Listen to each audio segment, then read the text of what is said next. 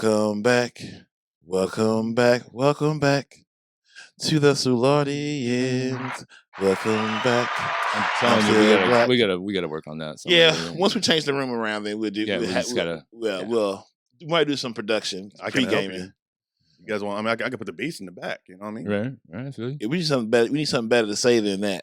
He came up with that. I don't know, man. I think he accidentally watched like Nick at Night, the late night episode of when they used to have the Sweat Hogs on. It was the old like an '80s show. John Travolta's first acting gig. Oh, you're talking about Welcome Back, Carter. I said Sweat. They are the Sweat Hogs. I had that right, but it's Welcome Back, Carter. I mean, you want me to drop the beat and you can try it again? No. We're past that. We'll talk after this. Okay. We're past we'll have to go. We are the Soulardians, and this is the Human Becoming Podcast, a positive playground, a podcast brought to you by Always Forward Media. And maybe I'll figure out something to say after that. I am Marcus Onesimus Boston, podcast Poppy, podcast Zaddy, podcast Prophet. Welcome to the mob and a podcast visionary. Yes. All right, Cecil. I know when to go. And I am Cecil W. Adams. I don't have a fancy podcast name. I don't want to steal Mark's. I feel like he's going to see it and then he's going to be upset. I was hoping you keep stealing until he says so. You ain't got the heart. He deserves it. Well, no, because you don't get those messages. Like I get like, oh man, what are you mad? Like, why are you stealing my name? Like, I'm not saying podcast Messiah. I'm not podcast Messiah. That's easy. Hey, Mark. And we have a new tribe member to the Soulardians from a whole life ago that no one knows except for him and maybe other person. We'll live many lives. DeMarcus Tunstall. Sorry.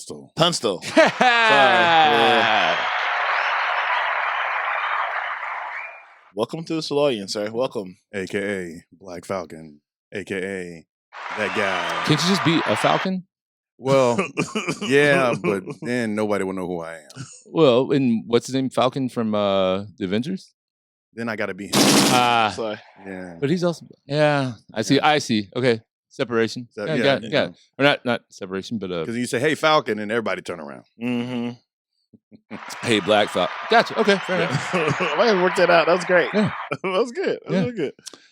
How you doing, sir? I think you coming down to the good old... And I appreciate you having me. You've been trying to get me in here for a minute, man. And I've been just like, we just did not connect it. Yeah. I appreciate it. Yeah. Man.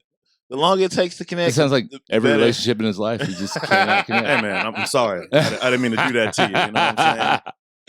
Man, you got that silky smooth, like, late night DJ, that late night DJ deep voice. I can't do that all the time. You just got it, bro. Who got that? He got that. Oh, he definitely DeMarcus does. Yeah, that's a Midnight Train to Georgia. Oh, ladies. Thank you for calling. Here's a shout out to all the ladies on... Ladies, just give me a call. Let me know how your man hurt you. This is a dating show, right? Uh-huh. Ladies, all the single ladies out there. No, that's Cognac Corner. Oh, yeah. Thank you for calling 95.5. Keeping it live. This is magic. What was the one back there? Magic 107. Yeah. Was it? No, that was Z1077. No, Magic 108. Magic 108. Magic 108. Yeah. That just shows how old you are. Midnight Storm. Right. Oh, with man. Keith Sweat. Love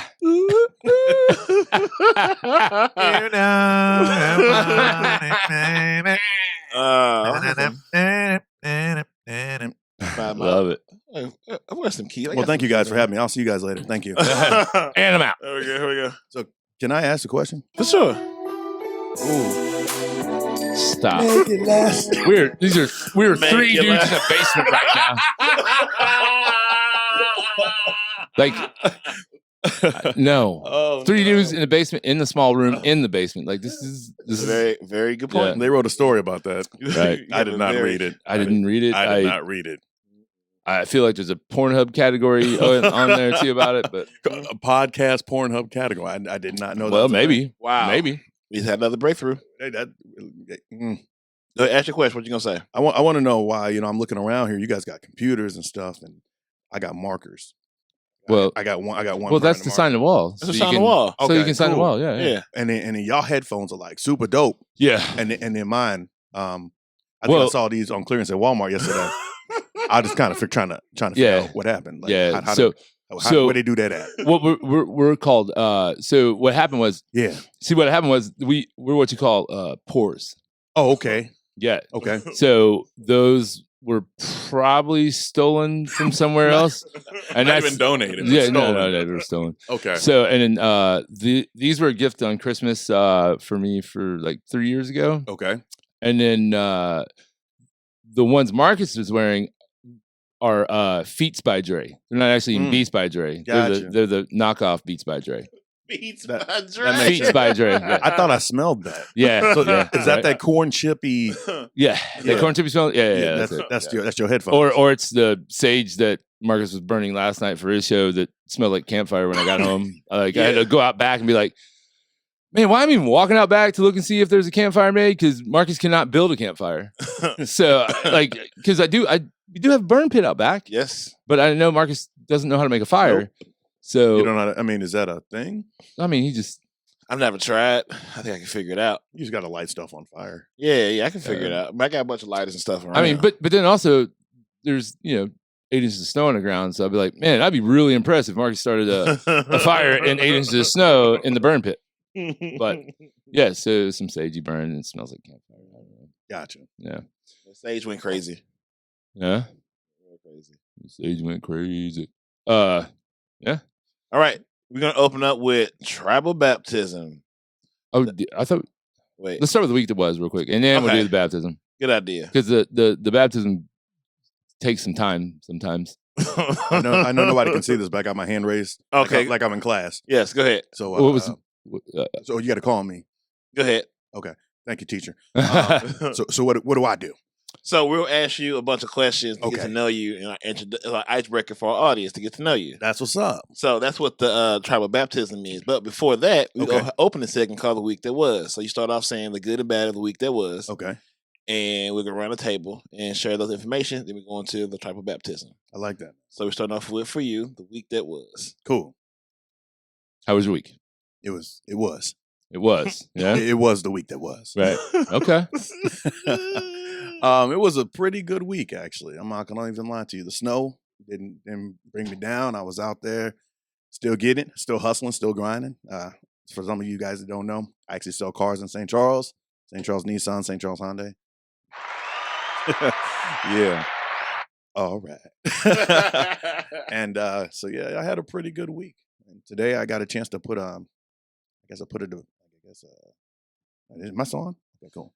I got to put a thing down on a house today. It was kind of cool. Nice. Yeah, it was so Congrats, man. on a house I like. So I'm about to trying to move on up like the Jeffersons. That's all.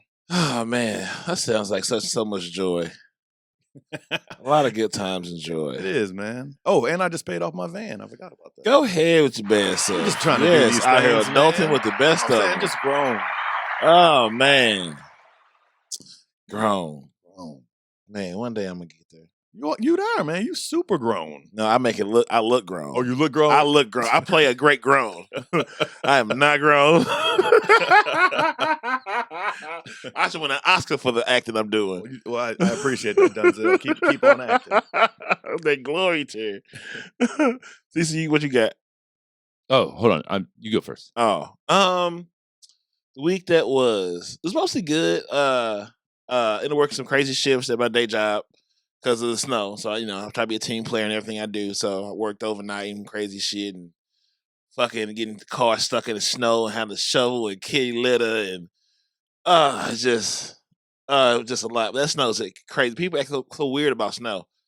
And just seeing the podcast come together. Okay. Everyone has the same goals, different interpretations of that goal.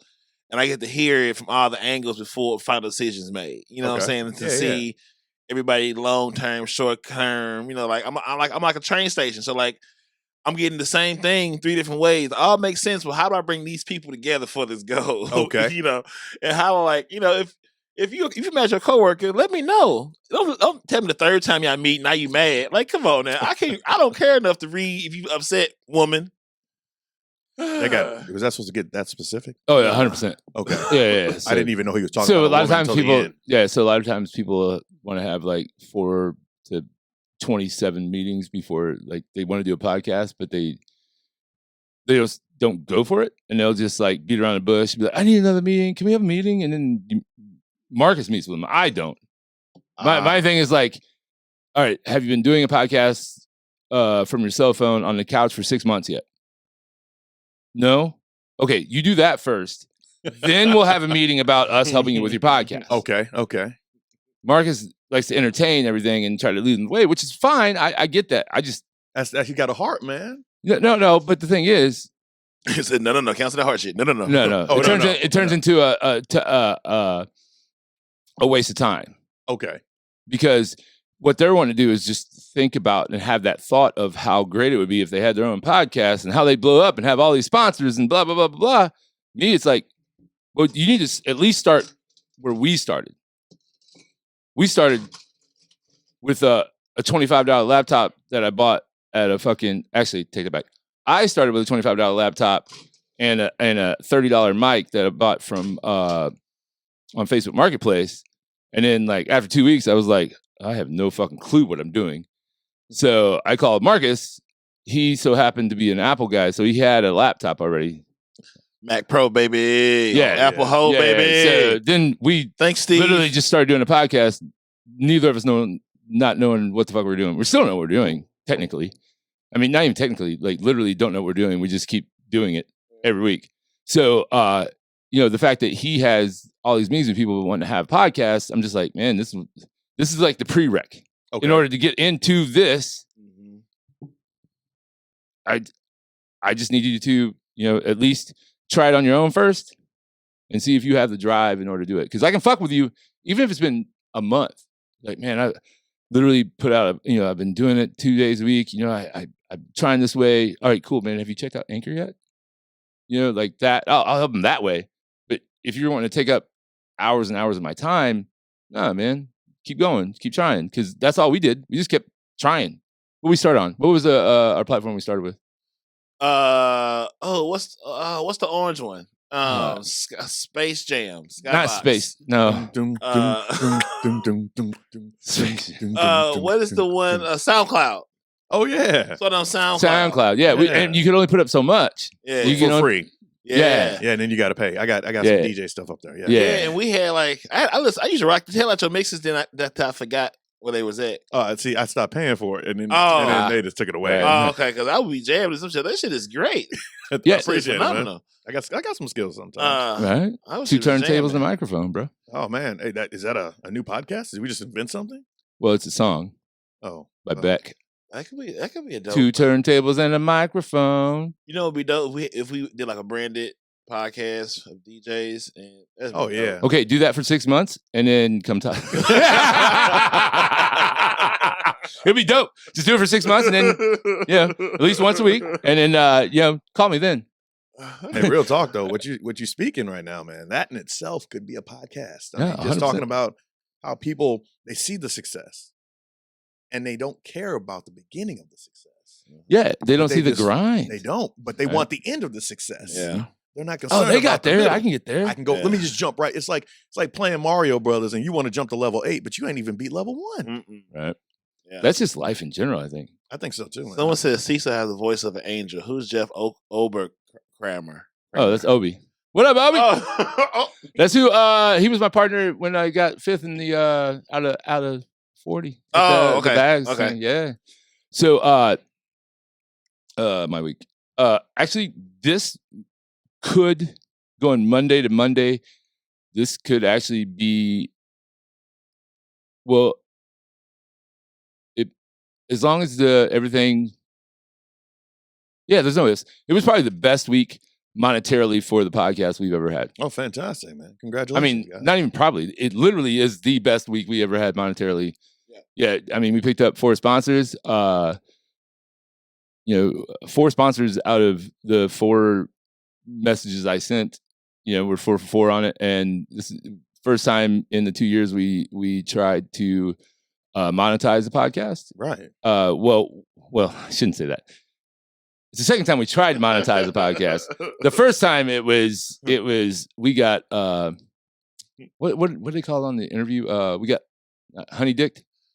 where they promise you everything and then yeah. they get you to sign the line and then nothing. Yeah. They made it seem rainbows, sunshine, puppy dogs. It's like getting signed to a major and Chev. Like, you left me where I was at. Like, I wouldn't even bother you. Why would you even? We would have been making more money if we hadn't signed with him. Yeah. Oh my God, crazy. Not even about the money, but like we would have had more success because we wouldn't have. We left the drive, not necessarily the drive, but like part of the drive, which worked out because I got the bar at the time, so I didn't have as much time. So I'm like, okay, they're going to do all that back end shit that I was going to do. They're doing it for us, so we're signing with them with a podcast label. And honestly, they didn't do a fucking thing. Literally a fucking thing. I mean, granted, there was COVID. But no point they reach out and like say, hey, let's talk about what's the plan is, Yeah, what's the role. never like, laid out a plan. Never did anything. None of that. Because they came after us 8 months in. We were only 8 months into the pod, and they came to us. That's 2 months after the couch, right? And the cell phone on the couch. No. So 8 months after him and I started. I know. Yeah. I was making a joke. It didn't work. I missed it. Sorry. Yep. Sorry. Man, It happens. that's how you treat your guests. That's No. It's, most time I'm. I get it now. Yeah. That's good. Well played. So no, they were supposed to take care of all that, and I was working on the next thing for us with the bar, and everything was going, and then they just really didn't do anything. They promised the world, and they overpromised, under-delivered, which I hear that's what you're supposed to do. I don't know. Under-promised, over-delivered. Yep. Obviously. That's how I get my life. I said my shit's gonna be trash. Then I'm like, oh, it was a secret. Yeah. I'd say forget about it. Tell me more about this week. Oh, so I can't. Well, I told you it was great because we picked up 4 sponsors. Okay, good. Yeah. So 4 sponsors that might be on the pre-roll when this comes out. Just once those checks get here. That makes sense. Yeah. We should give the sponsors a round of applause. I don't know where the button is. Oh, there it is. Yeah. Once the checks are here and they clear, we can talk all about it. Fair enough. They must have listened to the shows recently, which is great. That's good. Yeah, I was going through a lot, but I'm better now. He had a little time where he was a black supremacist. Oh, Mm-hmm. that's a thing. And not only is it a thing, you're laughing very maniacally. Like, he was. I think I was were only you safe, sir? Yeah, I was fine. Okay, because I'm a. What does Killer Mike say? I'm a. Or what do you say about the guy he does his LP? He says LP's a. Damn, he called LP something good too. Yeah, it was like. Run the Jewels.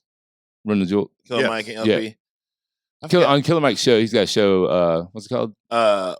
Trigger Warning. Trigger Warning with Killer Mike. They gotta bring season 2 back. I'm ready. Shit, season 1 was so good. So we got new sponsors, and I was going very hard at the whites, but luckily the whites just giving us money to listen to the episodes. you got very, very close to just kind of cutting them off. They will leave. Yeah, they will. But good thing they know my heart.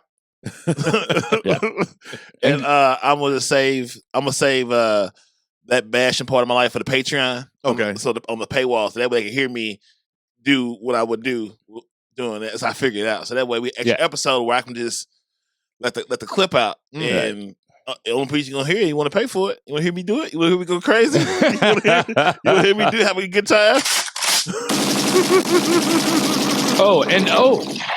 Upcoming episode that with just you and I will go through the last 30 days of me being in this cult. Oh, okay. I spent the last 30 days in a cult.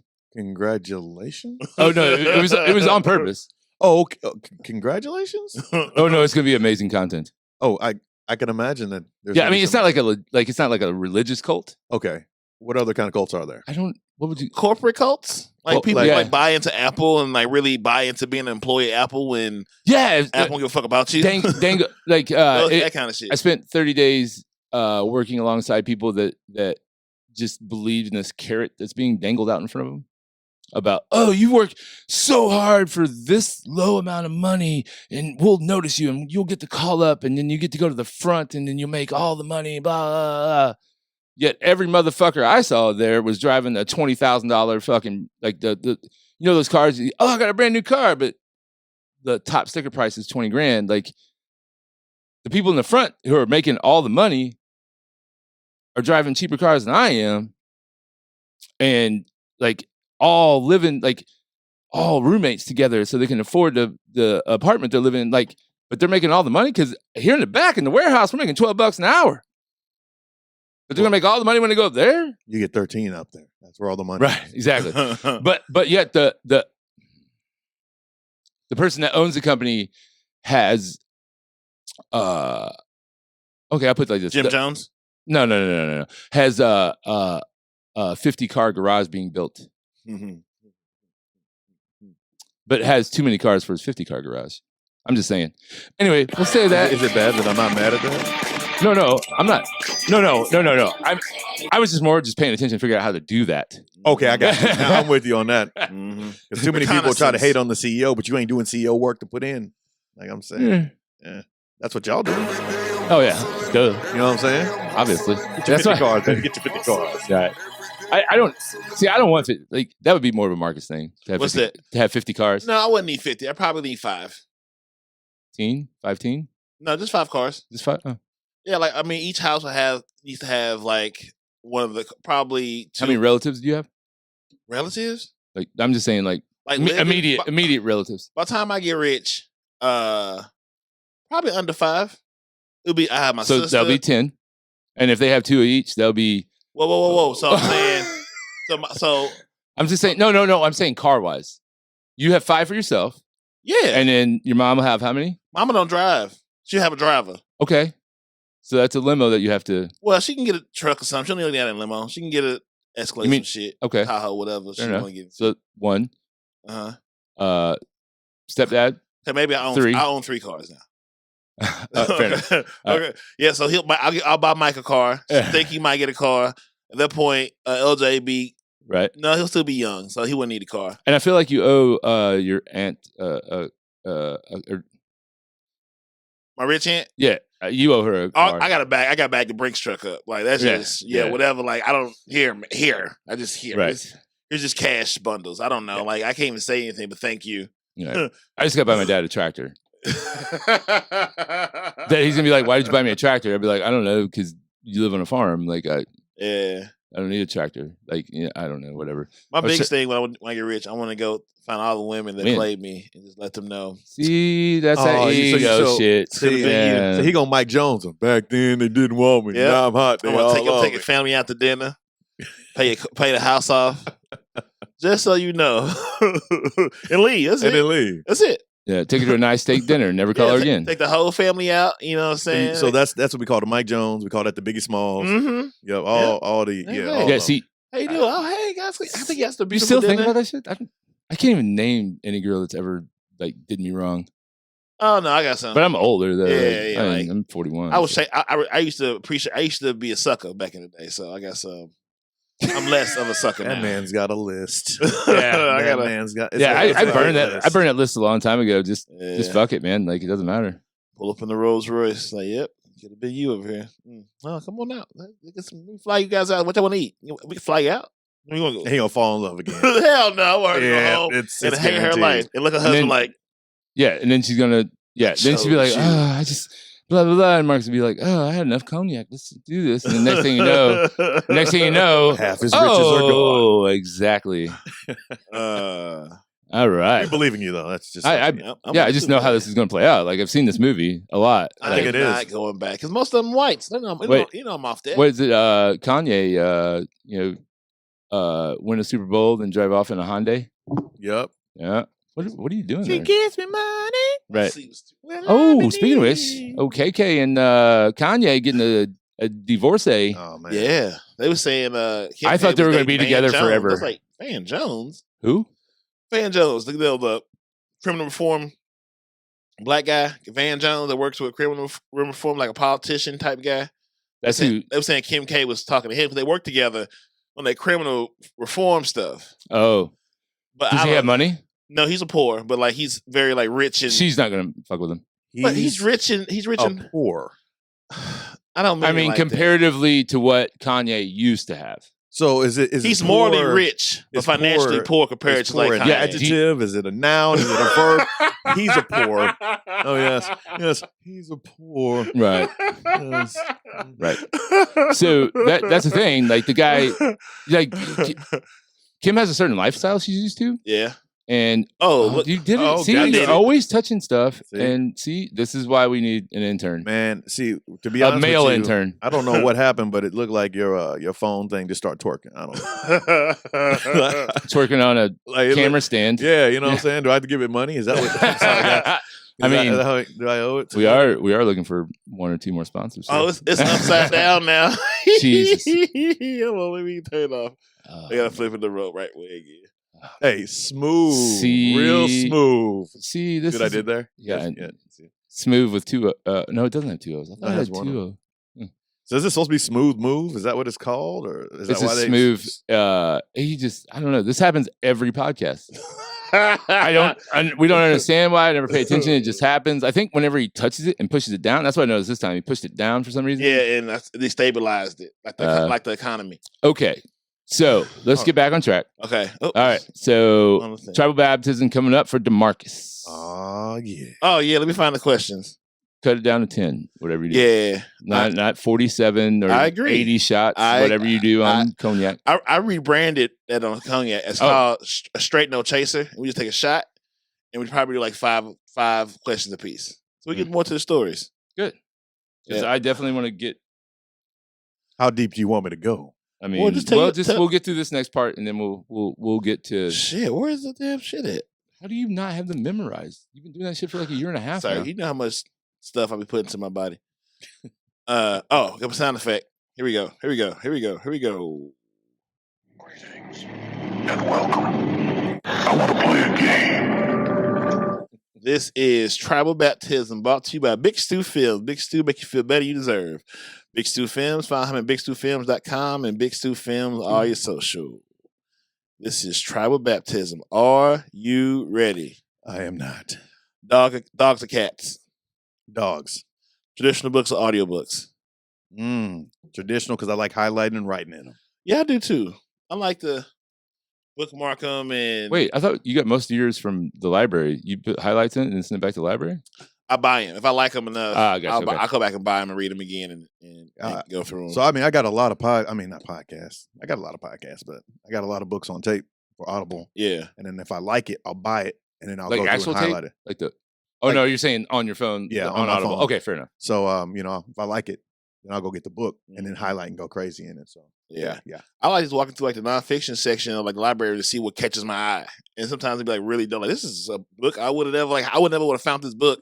I just take a walk and see what I find. So, this looks interesting. I go to my little section. I like to go in and say, I'm not going to lie to you. I don't know when the last time I was in the library was.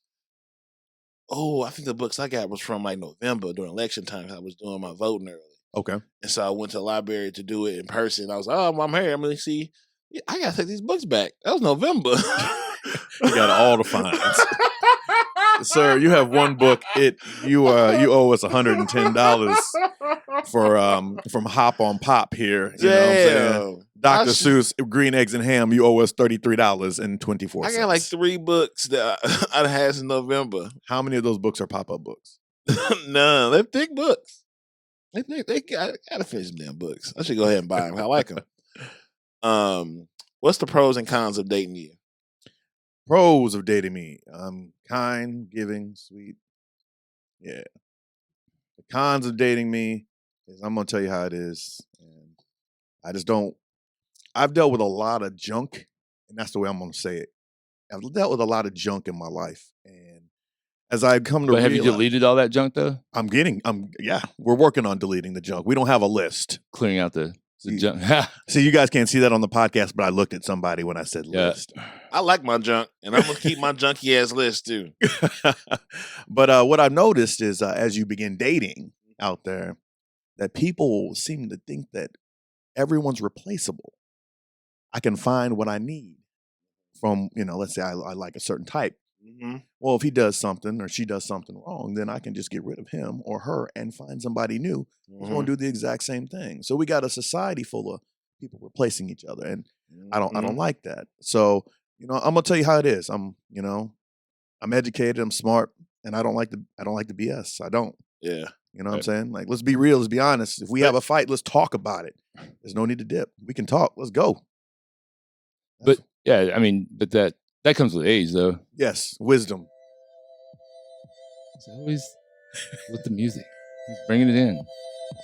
The people on the live, live can't hear it. You. So we got to figure out how you can put that through on the live, because like when you start dancing, people are like, "What is wrong with this dude?"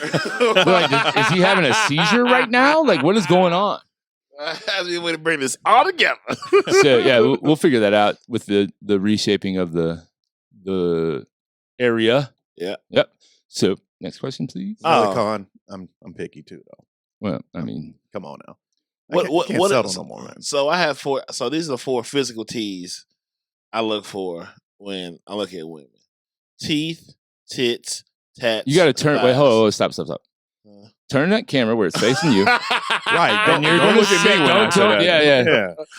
Ladies and gentlemen, I did not say that. My name is... nope. My name is DeMarcus. Marcus is fucked up. So let's go back to that. 4 T's. So the 4 T's is teeth, tits. Look into the camera. Hold on. Put the Keith Sweat back on when you say it. Yeah.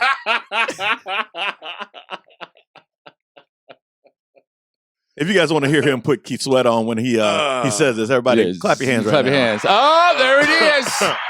So, okay, there's 4 T's. I feel like we built it up too much, so now it's not going to be as great. Teeth. Let's go. Come on. Teeth. I got it. Are you looking at straightness or whiteness? Or does she have to have them? I'm sorry. Or maybe you don't like her with teeth. I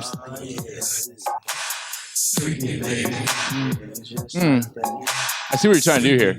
So keep. All right. So just have nice teeth, like white, straight teeth. Yes, I need you to have a nice mouth. If I have a nice mouth, you can have a nice mouth too. What about a nice mouth game? We'll get there. Okay, fair enough. We'll get there. All right, there's the first T. Tats. Mm-hmm. I like tat that's like artwork. Not like tat because it's $2 Tuesdays and they're giving out my fucking $20 tat.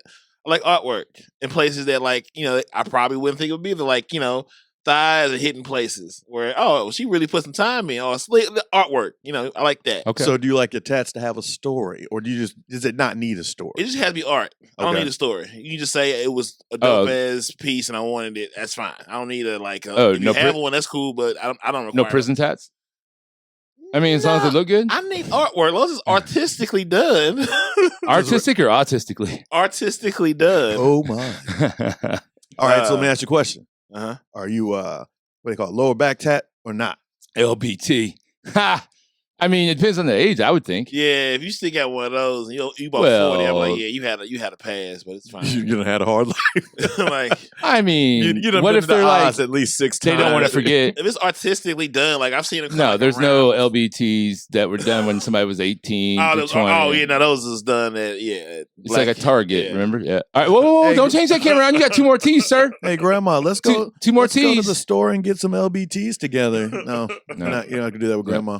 So okay. Next one. So we got teeth, tattoos, tits. I like breasts. I like nice, proportionate sized breasts to the person that's carrying them. You can do more. You can do more things with them in appearance than you can with a butt. Because you can. I don't know. I like a nice, good, expensive bra. I like she got some good bra and patio. I might give her extra. But what if they're? I mean, but what do you do when they? Not stuff, but they got one of those that hold it up and then they take it off and it's pancake titties. Well, I've never had a pancake titty. All the titties I've had been big titties. Okay, fair enough. You haven't done enough. All right, what's the 4th T? I'm glad they could not see my face. I dropped my head and I don't.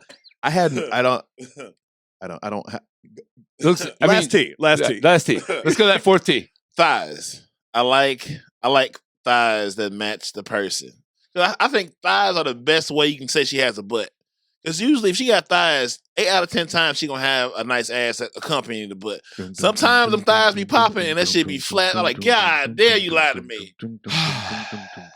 I feel like what you just named is everybody, in every male individual that is into people that identify as females. That's what they're looking for. Nice teeth, nice tits, nice thighs, and tattoos. Who isn't? So I didn't break any ground.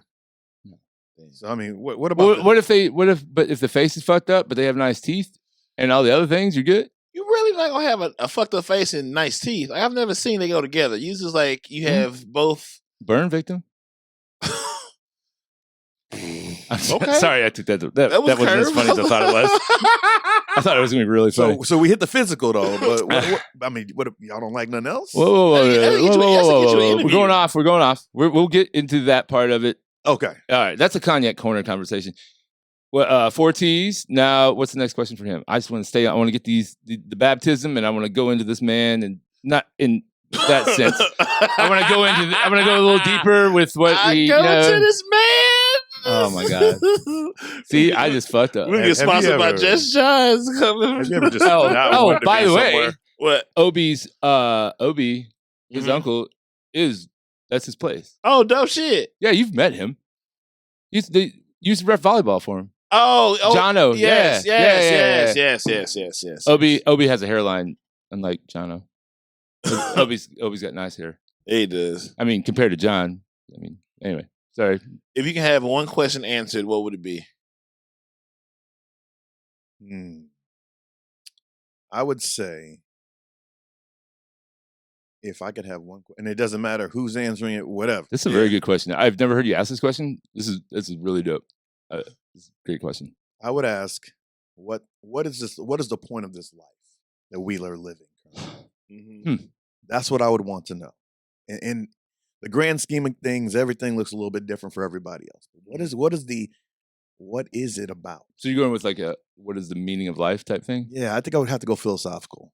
That's just my style. Either that or I would ask, can I go to Area 51? Those are the two questions I would ask. Can I see an alien, or what is the meaning of life? We already seen him, bro. I mean, we can. I'll hold back on the alien thing. I got all the information's on the aliens. Yeah, I'm gonna fire it up. Woo! Yeah, the meaning is it's there is no one meaning. I don't think personally. I think the meaning of life is so different from everyone because we are. I mean, maybe I'm wrong on that because we are all the same spirit, just living a different reality. I mean, I see you no different than I see Marcus as a person. We are all the same spirits, just living different realities. So maybe there is all one purpose for everyone, but to me, it's just like what I see as my purpose will be different from what you see as your purpose. Right, but it's in all your reality based on the fact that it's purpose. So like you said, your purpose, my purpose, but it's still purpose.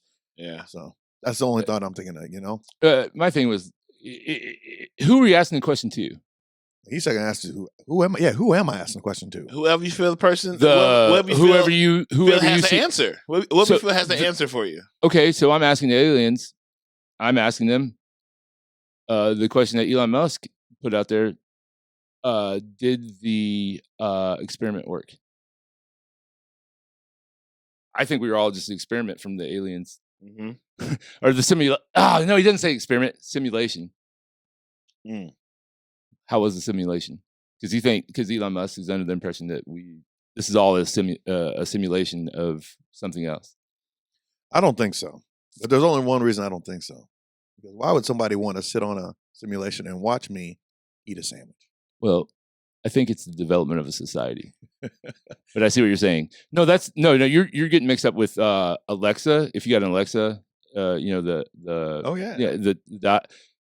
they are listening to you eat a sandwich or watching you through your TV while you jerk off on the TV. Oh, wow. I mean, I'm just saying, there's the cameras on the TV and then you got the camera on your phone. Yeah, they're all watching you. They want to know that stuff. I don't want to know that. I was just thinking like maybe I'm actually in the Sims game and I am a creative character and somebody wants to watch me eat a sandwich. Could be. Well, my answer was like way better was better till you guys talked to him. I didn't feel as good as I did last night. We don't want to. Yeah, my answer was really profound. I came up with it on the spot, and now I feel like it's not as strong as it was yesterday. I want to hear it. I'm excited. But my answer was, how many lives do I change? Like, how many people do I impact? I like that. So who are you asking that? Same as me. Whoever has the answer. Right. Whoever has the answer. Whoever has an answer. How many in the course of however long I live, how many lives do I change? What's interesting is that the person that's probably going to answer that question would probably be the same one that answers my question. Yeah. Yeah. Which means that we're probably asking some kind of a higher power of sorts of something. Because I don't think we're going to ask that question to somebody here. Because that knowledge is it's almost infinite. It has to be infinite. Life would suck if you knew everything. Like, it would. It would be so boring. Because all you have to do is just get to the point where you are supposed to be. Yeah, like not knowing some shit is the best thing to do. Sometimes ignorance is bliss, but like, don't be afraid to figure shit out. Don't be afraid to say, okay, well, I thought it was right. That shit ain't right. Well, this new shit looks a lot better than the old shit. But the thing is, like, you should never be. We talk about all the time that you should never be absolute in thought and think anything is a certain way. And if I absolutely agree. Yeah, if you think everything's a certain way, and then it turns out not, you got to be the first motherfucker to be like, well, I was wrong on that. Yep. Because if somebody tries to call you out on something like, oh, you were wrong on this. Yeah, you're right. I was wrong. Yep. Then they have zero power. Then they're like, look, I didn't touch it that time. And it's back. Well, I keep seeing, like, I don't know if you got your leg is hitting something, but I know the camera keeps doing this. Maybe it's not charged all the way. Maybe, could that be it? I didn't charge it up. Are there any more questions left in the baptism, sir? What's your guilty pleasure? Food. Yeah. Real talk. It's food. It'll get you, man. Favorite podcast? This one? Oh, you did a shitty job. No, everybody says that. It's usually a lot faster. So I was like, oh, he's going to break the streak. He's going to break the streak. Ah! I was like, I mean, you look like you wanted me to say. I was 100%. What did you just say? I mean, it's like, for the sponsors, this is the best podcast I have ever heard. I would like you to enjoy all the sponsorship that you get, and I will buy everything from. I don't know. I was just talking shit. Favorite book? Oh man, you really stepped this game up, sir. Oh, favorite book. I am very proud of you. Not that you need that for me, that validation, but that's man, really good. I've read some books though, man. But I have to say, my favorite book that I've read is probably, because I read it every year. Think and Grow Rich, Napoleon Hill. Yep. That's a gold mine right there. I like The Richest Man in Babylon too. I'm actually I just started that. I'm excited for it. I hate the vernacular because they give you that OD type shit. I'm like, come on, man, just give me the. I get what you're doing. Is it hard to read it? Wait a second. What if we took that book and we did it instead of The Richest Man in Babylon? Don't say. We'll talk about it off air because I don't want anybody else to have the idea. Oh no, it's okay. I'm fucking with you. The Richest Man in Brooklyn, and just change it all up. Oh, same book, same story, but now let's make it a little modern. The Richest Man in Brooklyn. Well, this is recorded, so we're good. So somebody takes the idea, be like, "Oh, we had the idea first." Yeah, we did. This is it. But I mean, they could spell Brooklyn like put 1 O instead of 2 or whatever. I'm putting all the O's and all the right. Yeah, I'm putting everything. Marcus Aurelius. Ooh, that boy's got some books. I tried reading. That is Marcus Aurelius' book. Like I tried reading it, man. This is the library book. I should have. Oh, I got this one by Dean Grassi. Yeah, Grassi. Was it Graciosi or something? Oh, here we go. Richest Man. This is Richest Man in Babylon. Yeah. I've heard you talk about it before. Yeah, highly recommend reading that. Oh. And actually, I started that as an Audible, and then it was so good I had to stop because I was like, I got to make notes. Yeah, you can't do that. Yeah. You see, I got notes and highlights and that shit too. This is pretty good too. I'm probably gonna buy that book. I like how he writes, and it's pretty to the point. I need to return it back because I had it since November. Since we're talking about books, Election. I brought me one, right? We'll talk about that later. We're gonna close this out. We're almost there. Okay. Smartest person you know. Smartest. Oh, he rushes his words sometimes. Okay. In what way? We talking about just intelligence, or we talking just about like returning to the conversation smart? Like this person has a perspective or information. When you talk to that person, you listen. Yeah. When you ask that person questions, like the person, who do you go to? I would think I don't know exactly where the question from Marcus came, but for me, it's always like who I consider the smartest person is if I have a logic question or some kind of question, the first person I think of that I need to ask that of. Okay. So It's very interesting because as soon as you asked me that question, I immediately started going through the people I know. yeah, And I realized, and not that they're not smart, but most people don't think outside the box. And for me, I'm outside the box 100%. So for me, I like people who are thinking, on a deeper, more intense level. So I would have to say there's a lady and a guy. Their name is Stephen and Marlene. I like talking to them. I talked to them today. And they're about their business. are they a couple? Yeah, they're business partners. Business partners? Yeah, yeah. So they're smart. They get to the business, and I enjoy talking to them. Every time I talk to them, I learn something. That's big. Yeah. And I talked to some powerful people through them. So I met a lot of powerful people, intelligent people through that group. Now, And do they ever just wondering, not saying anything, do they ever, like, if you pitch an idea to them of something you want to do, are they ever like, no, that's dumb? Or are they like, well, that could, like they give that, not necessarily they shut you down with it until you know that that's not going to work? Are they like, oh, that's no, they're very open, and that's what I was trying to say. Yeah. The cool thing about it was is just saying having it a wrong. conversation with them is enlightening. And so you could hit them with that, like you said, have an idea. You hit them with something, and all of a sudden, you're taking your idea that you might have had, and you're just kind of now you're molding it. You're changing it. You're changing it. Okay, it doesn't look like a square anymore. Now it's a rectangle, and you keep changing what it looks like to now it's a circle at the end of the day, and you thought it was something else. And so I get a chance to have my mentor that you can just throw stuff off it like that, come back to you, mold it, throw it back, come back, and just keep. I mean, it's a great way to build. Amazing way to build. Oh, it's him that's doing the shaking the camera.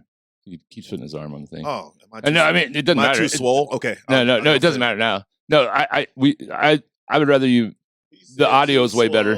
The audio is way better when you're close to the mic. A lot of people like to sit back like this, and the audio sounds great. So I'm a DJ, so I know better. Right? You got to get right up in the mic. Right, exactly. Get up on it. Favorite drink? Water. Me too. I love some water. I love water hits. Like I'd be bad for people like that. Most of the time, he's like, alcohol drink. Water's nature's soda, guys. Come on. Right, exactly. Favorite cartoon character? Let's see. Oh man. Oh, it's easy. Goku. Get the fuck Goku. He cannot beat Superman. Don't Come bring on. that. Don't bring that bullshit up in here, bro. Oh man. Come on, That's the debate every time. Goku could beat Superman. No, easy, he can't. Easy peasy, lemon squeezy, dog. Goku destroys universes. I get it, but Even Frieza could beat Superman. Is this real? This is like a real conversation? Like, Oh yeah. This actually is like Goku, if you ever want something like, man, I really want to like see how many fucking YouTube videos there are about Goku versus Superman. Wow. About people debating it, It's like real life, man. real life. Wow. But see, like I always go back to Superman draws his power from the sun. Right. So unless Goku destroys the sun, Goku could very easily destroy all the suns in the world, in the universe. I mean, there's multiple, all of them. universes, He's gonna, because that's what Goku does. He destroys. Fair enough. That's my guy, though. All right. That was Tribal Baptism brought to you by Big Stu Films. You've been baptized. He's been baptized. That's the first time I ever did that. I was like, you know how you've been pimped. All yeah. right. Was that Exhibit, right? When I did Pimp Your Ride? Oh yeah. Because you and Marcus, you weren't paying it, but I did the He popped my Pop the shoulder. scholar. Pop the scholar. Pop the collar. Yeah. Ever since I I couldn't reach can my hands at the remember, time. I've been popping my collar. Was that his song? No, that was 36 Mafia. Okay. Oh my goodness. 36. Sorry. 3-6 Mafia. All right, we out. We had a baptism. Okay. You have a shot of your fireball, sir? You wanna knock one of those back? Let's cheers and I'm not gonna knock it all back, but I'll definitely take a Oh, swig. yeah, he's not. Not everybody drinks like us. I don't drink it all. I'm doing it socially. Me too. Socially daily by yourself with no friends around. Me and mine makes us two people, so now it's us. Right. I feel. I see you said it too fast again. Just like when I'm throwing my bag shot. If I throw it too fast, I do something dumb because I'm trying to aim and I don't have the proper form, and next thing you know, everybody's making fun of me. Fireball is delicious. Let's talk about that. Oh God. Wow. Yes. It's a true statement. Good thing he's pretty. Oh, thanks, buddy. Yeah, Fireball is Because usually, it's like if somebody says Fireball is good, I'm just like, you are not on my drinking level. So a true statement. You are go back being to judged. kitty table. I was gonna say kitty table. I was like, go back to Applebee's and drink. Oh yeah, that sounds great. Can I also get a spinach artichoke dip to go with me? Let's talk about that. I will gladly go back to Applebee's and drink. If I was bartending, I'd be like, hey, could you get back up to the fucking DJ booth if you think Fireball is good? I'm gonna go, but can I also get a spinach artichoke dip to go back to the DJ They booth? giving away food at fucking them places. Whatever the last Applebee's and whatever open now, they giving away food. $20, all of this. And they got their whole menu. They front to back and front. Oh yeah. Man, times are hard. 3 free. I say, what the fuck? Yeah, it's just corporate, man. The big corporate chains like that. Yeah. Restaurants. Speaking on my ass a little bit, but I mean, I've been in it for my whole career. I feel like I don't have any stats to back it up or anything, but in my opinion, I feel like the people that aren't part of corporate, a lot of independents, have really just like stepped their game up to where like you can't go to Applebee's and get food that tastes as good as Tucker's. Or sweetie pies. Yeah, gramophone. Them sound was hidden, bro. That mac and cheese, that little bit of red riplet, bro. You ever been gramophone? Oh my god! All right, let me tell you like this. Gramophone. I'll make it really quick because this is about us. It's about you. This show is for you, and we appreciate you coming on again. But Gramophone, I used to take dates there when it was a music venue, and it was music venue. I think 5 years. Okay. And then they opened up, what was the place? It didn't make it through COVID, but Ready Room. Yeah. Ready Room, like a block down. Okay. Bigger venue, but they were doing live music. And then Atomic Cowboys started doing live music. So Gramophone had to pivot. Yeah. Because they didn't have the size. They didn't have, I don't want to say money backing, but they needed to do something. So was it a COVID pivot or was no? This is a 3 year ago pivot. It was like 2018. Okay. Yeah. Because I mean that COVID pivot from so many businesses, man. My goodness. Oh, the COVID pivoted me right into the fucking ground. But anyway. Oh man. Yeah. Different story. Anyway. Okay. Yeah. So so they, I remember when Scott, shout out to Scott Swanson. Scott, hey, he's like, oh, we're gonna start doing. No, hey, we're gonna start doing. He's got a deep voice. We're gonna start doing sandwiches. I'm like, okay, man. I was just like, I got sad. I was like, okay, man. Yeah, they're gonna best fucking decision they ever made in their life. Yeah. Wow. I apologized to him. I have apologized to him where I'm like, fuck, man, great move. He's like, that's how we do it. Or, that's how we do it, man. We just do everything the best. And I was like, I know that now. I'll never doubt you again. Fuck. Sorry. Scott was a solid volleyball player. He solid at darts. Scott's solid. Scott was the shit. Scott, we gotta hang out with him. I gotta play. I gotta get Scott on the show. He talked shit about bags before I started playing bags. And because I mean he's good. I've never played in bags, but I gotta play him in bags now. Yeah, we gotta bring Scott in. Yeah, definitely. Even if we have to kidnap him, whatever it takes. Whatever it takes. Whatever it takes. Fucking Marvel. All right, tell us about this book. Oh, the one on. Yeah. Oh man, we're getting into it. Augmandino. This is it right here. This is it.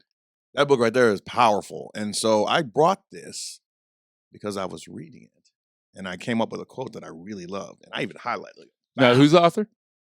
Augmandino. Can I see it? Oh.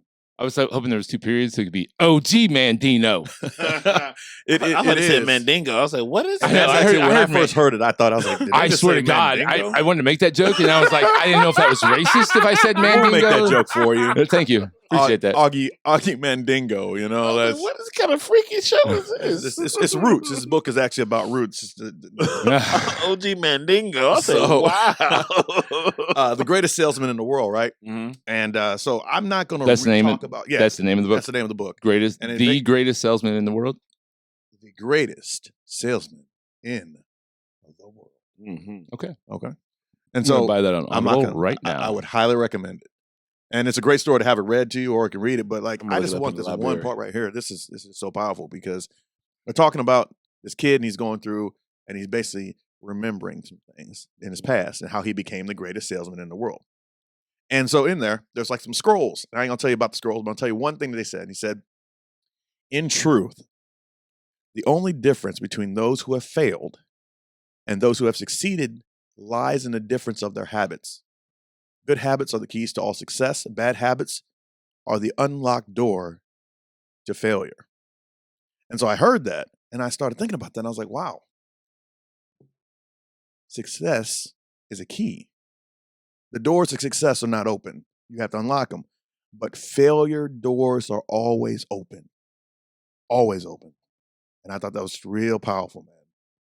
Because you can always fail. Failure is easy. You can find failure all over the place, but you got to work for success. That's like, so you can't speak success to a person that only understands failure.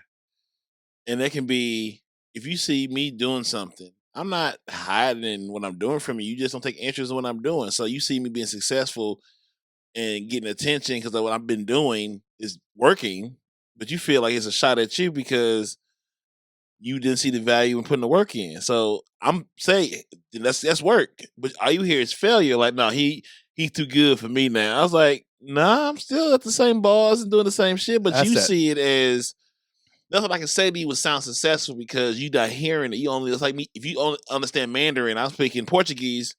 We got a problem right there. Yeah, I'm saying some dope shit, but you don't understand it. So you looking crazy. That's success and failure. And I saying the same thing is, Jocko Willink always talks about the fact that you need discipline. Absolutely. Discipline is freedom. Mm-hmm. So, not, same thing. He was saying habits, discipline, same thing. Get up in the morning and instead of, first thing I do is look at my phone, get up, stretch, take a cold shower, whatever, like those small things, like one thing I've always thought in my mind is like small steps add up to big success. True. And yeah, it's funny that you say that because the average person looks at the distance they have to go mm-hmm. and they say, I can't go that far. But, those special people say, okay, I can take a step mm-hmm. today and I can take a step tomorrow. And then you take 12 steps and you're 12 steps closer to your goal. Mm-hmm. Yeah. All right, ladies and gentlemen. So I want you to take one step today. You take one more step tomorrow. Right. And you take another step another day. And I'll tell you right now, ladies and gentlemen, you're going to be closer than you ever were when you started. How do I know? Yeah. He would play some shit like this, like you're going deep, and then this motherfucker, he does that shit all the time where I'll start going off and I'll have this great thing and he'll just throw some music in there like, did you just give me the Wrap It Up box? Remember the Chappelle Show, Wrap It Up box? Oh my God. So, Jocko, David Goggins, all these guys say the same shit. Mm-hmm. You want to start running? How do I start running? Start running. Mm-hmm. Yeah. Timothy Ferriss. You familiar with Tim Ferriss? No, I'm not. He's got a lot of books. The one I have upstairs is Tribe of Mentors. Okay. In the 4-day work week, right? That's how he got big, and then he stayed big by 4-hour work week, 4-hour perfect workout thing. But basically, he talks about he's got a TED Talk that I've watched, I don't know, probably 10 times, where he talks about in 6 months you can become world class at any skill. Yeah. By deconstructing it and breaking it down to what you learn, type of thing. And that's what I'm doing with what I'm doing with Cornell right now. It's like I've went from November 1st when I started throwing 300 to 500 bags a day, and then now I had to take a little break because just got fucking cold and I didn't have anywhere to throw, so I'm figuring that out. So I got to pause it for 2 weeks, but then getting back at it. But like all they ever talk about is you can do whatever you set your mind to. You just got to start. Like when I started throwing bags, I couldn't hit the fucking board. Like that kid might even come close to the fucking board. Now I'm at least hitting the board, but like don't get frustrated with it. Like I want to get this done. And man, I'll tell you right now though, is it me or is it just people are afraid to suck at something? There is a part of people that just inherently just don't want to fail. No. But that failure is a needed stepping stone. There was a post I saw. You got to humble yourself, right? You have to, because it was a post and it had a W up at the top and like win. Mm-hmm. And it had this guy, and you just had an L. Like you said, take your losses. He took this L. He took a whole bunch of L's. He stacked them up on top of each other, and you reached the W. But that's a necessary part. Like the failure is necessary. If you succeed right off the jump, then one, is it worth Right. it? And two, what did you learn? And three, are you going to let that be where you stop, or is that just the beginning piece of it? I think one of the exactly, this is piggybacking off what you're saying right now. I think one of the dumbest fucking things anybody ever put in a fucking movie, because we all take, movies, like they put thoughts in your mind. Yes. I think one of the most atrocious fucking things, I've never said this before, it just came to my head. I just having this flow state moment. One of the most hurtful things to people in society is in a movie where somebody picks up this thing and they're just a fucking natural at it. Mm-hmm. Think about how much that has hurt people in life. Yeah. Maybe I'm just a natural. Fuck that natural. There is no fucking naturals. I'm sorry, but there's not a fucking natural. You got to work at the shit, anything in life, to be fucking good at it. There's nobody that, granted, maybe, what's the who was the tight end for the Chargers? That Gates. Yeah, Antonio Gates. Antonio Gates, I think he played football in high school or something, but then didn't play wherever he played. But he went to college for basketball. Yeah, I want to say he played, I almost lied and said he played with the Tar Heel, but probably not. I can't remember, but they were like, oh, look at Antonio Gates. He didn't play college football till his junior and senior year. Yeah, but the motherfucker was working out all the time for basketball because he was playing basketball, whatever college he was at. And he's a fucking athlete. Like, all the work he put in was in the weight room. Yeah, maybe he wasn't the best, most crisp route runner, whatever. Still, the dude had an amazing NBA career, but he did put in work. He's just not a natural at it. Like, there was work put in outside of the football field. Completely agree. Right. And that is one of the most frustrating things. I have a friend. I'm not going to ever call him out because he doesn't even know he does it. And I haven't seen him in a very long time, but anything we'd ever do, anything, whatever, played a video game, if we played a fucking tiddlywinks, whatever, he's like, he'd make one good move on whatever. And he's like, maybe I'm just a natural. And like, I feel like that's how he's lived his whole life. Yeah. He's never learned how to work at something because he's just always looking to be a natural at something. You know what the world would be like if everybody just decided to be naturals and only do what they were naturally good at? It would be fucking terrible. How would you find it out? How would you find it out without going through shit? How do you find out what you're good at without going through and doing shit? So they say there's better basketball players than Michael Jordan at one point in time, but nobody can outwork a Jordan. Nobody can outwork a Kobe. Nobody can outwork a LeBron in these situations. You know, it's just these people willing to put the work in. Like Curry, shooting like he does is because he shot like he did back then. He shoots now as well as he does because I'm in the gym dropping this. What is it? Putting in the work. Hard work beat talent when talent don't work hard. Man, I love that shit. Woo! Yeah. And, but then I feel, going off of what you were just saying, like, imagine people didn't work hard and they got what they wanted. Right. They're natural. I think we're living that right fucking now. I didn't want to say it, but I was hoping somebody else would. Yeah, yes, I think that's what the fuck is happening right now. And that's why those people can't fuck with what we're doing. Hence the reason what I was saying earlier, I'm not just going to give you everything you need if you come to me and say, I've got an idea for a podcast. That's no work. You got an idea? Cool. 6 months. You do some shit for 6 months with nothing. And then I'll give you every tool that I have in my toolbox to help you to help you get more tools. Makes sense. Right. I can't give people just everything out of it because everything that you see in this room that Marcus and I have has been earned. Nothing's been given. I mean, technically it's been, given, but through the work, like people signing the wall and stuff has been given because we put in the work. They gave it to us. They gave us their signature, whatever. I don't know. I think I went super. I don't know where the fuck you went with that. No. I was like, I think I went super hippie with that. Like, I'm just saying we've paid. How about this? everything in here we paid Dues. for with Paid your hard dues. works. Paid your With dues. hard work. Yeah. Oh, Paid yeah. dues. And little cooler days. We sit on coolers, man. yeah, when we started. We've had this table the whole time. This table, But it's about to be retired. most original thing. Is this why this table's wiggling and wobbling like it's in the club or something? It's Well- been through a lot. In the 90s, club in the 90s. He didn't mean it. It's from He Freak. It's didn't from mean it. Freak Nick in the 90s. It's Freak- Uncle Luke, Baby. Uncle Luke tape. Baby, Oh my baby God. table, you are Yeah. still tight in every place that matters. Pop that okay? pussy, pop that pussy, He baby. takes, he takes it there. I was just trying to tell the table. I was just trying to tell the table that it's still tight in all the right places. It is. So, are there any more scrolls out of that? Oh yeah, I mean there's a lot of them. I just didn't read That one. all That of them. one was Pretty really deep, good. right? It- And what, like I said, what got me on that is the fact they said that failure, the doors are already unlocked, which means they can already get into them. And that's another good book. As a Which man one is that? thinketh, Yeah, I got some good ones here. as a what? as a man thinketh. There's some good ones Oh. in there too. It's an easy. It's a Can we say as a man thinking?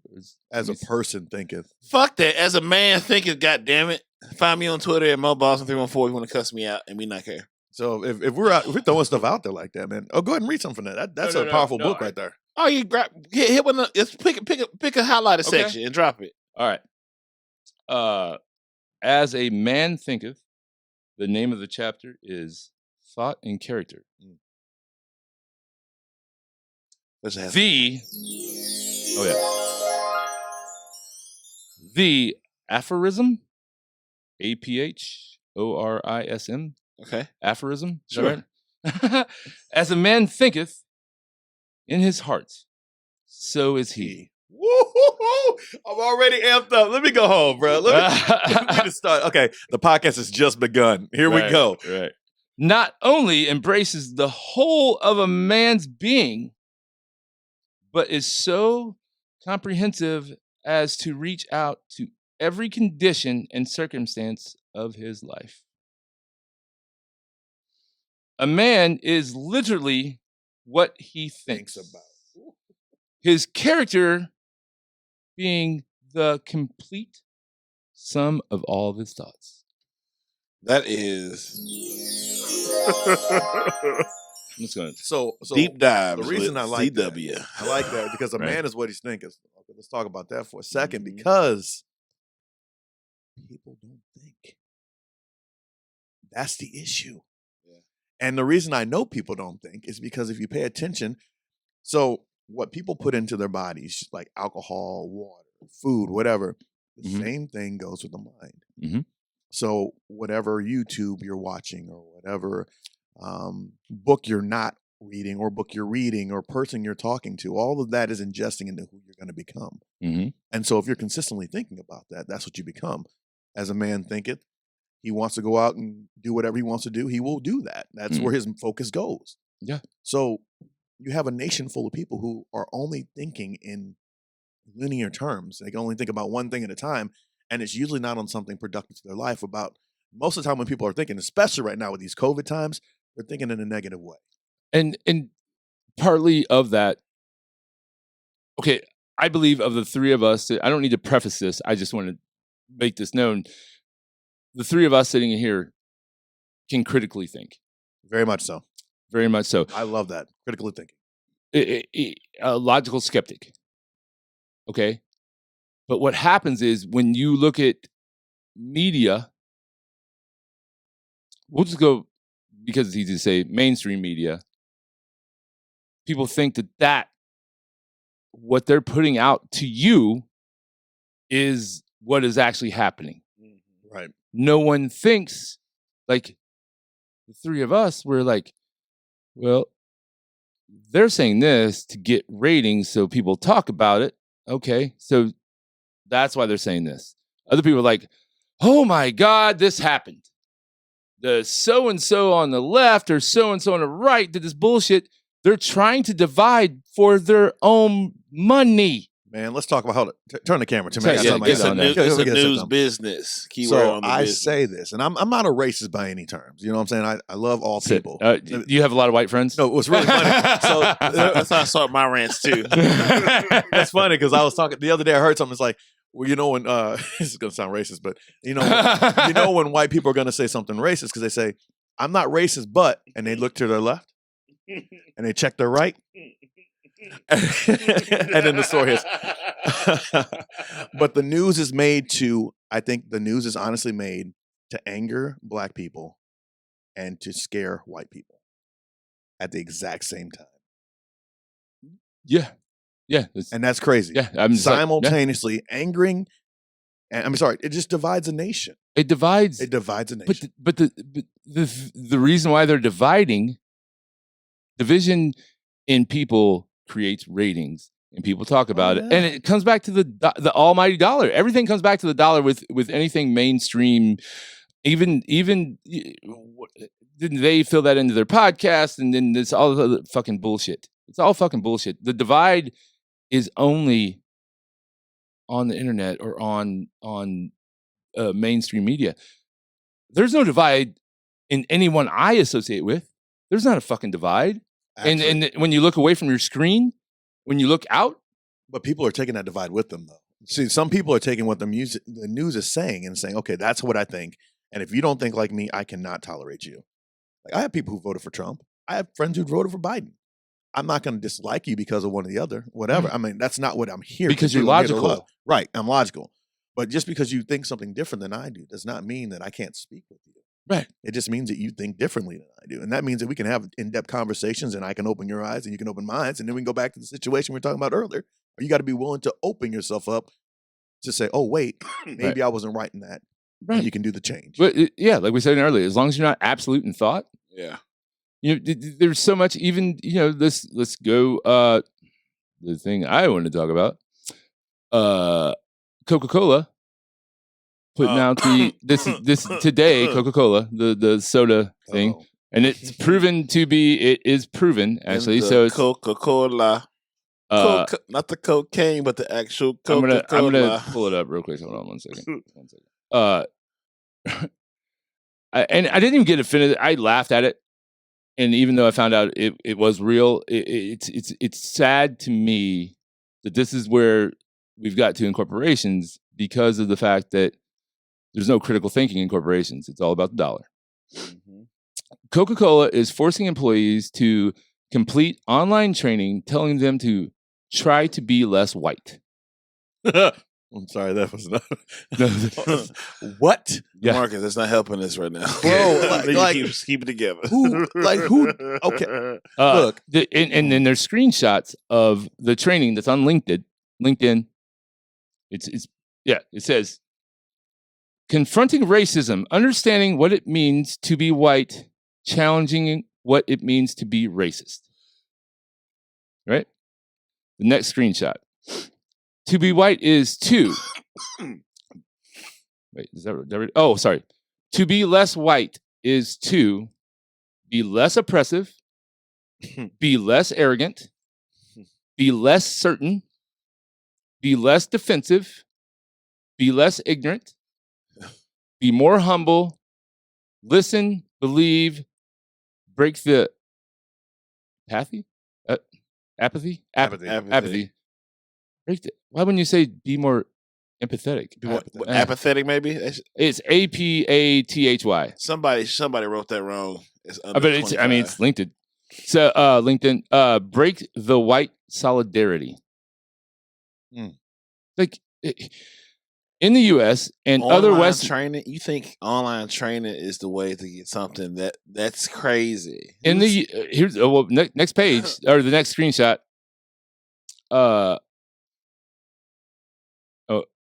In the U.S., put Coke back in the Coca-Cola. In the U.S. and other Western nations, white people are socialized to feel that they are inherently superior because they are white. Research shows there's nothing like an article that you could go to where somebody said this, but it says research shows that by age 3 to 4, children understand that it is better to be white. Okay, first of all, let's talk about that for a second. There is a video out, and I highly recommend everybody go Google this because it's pretty powerful.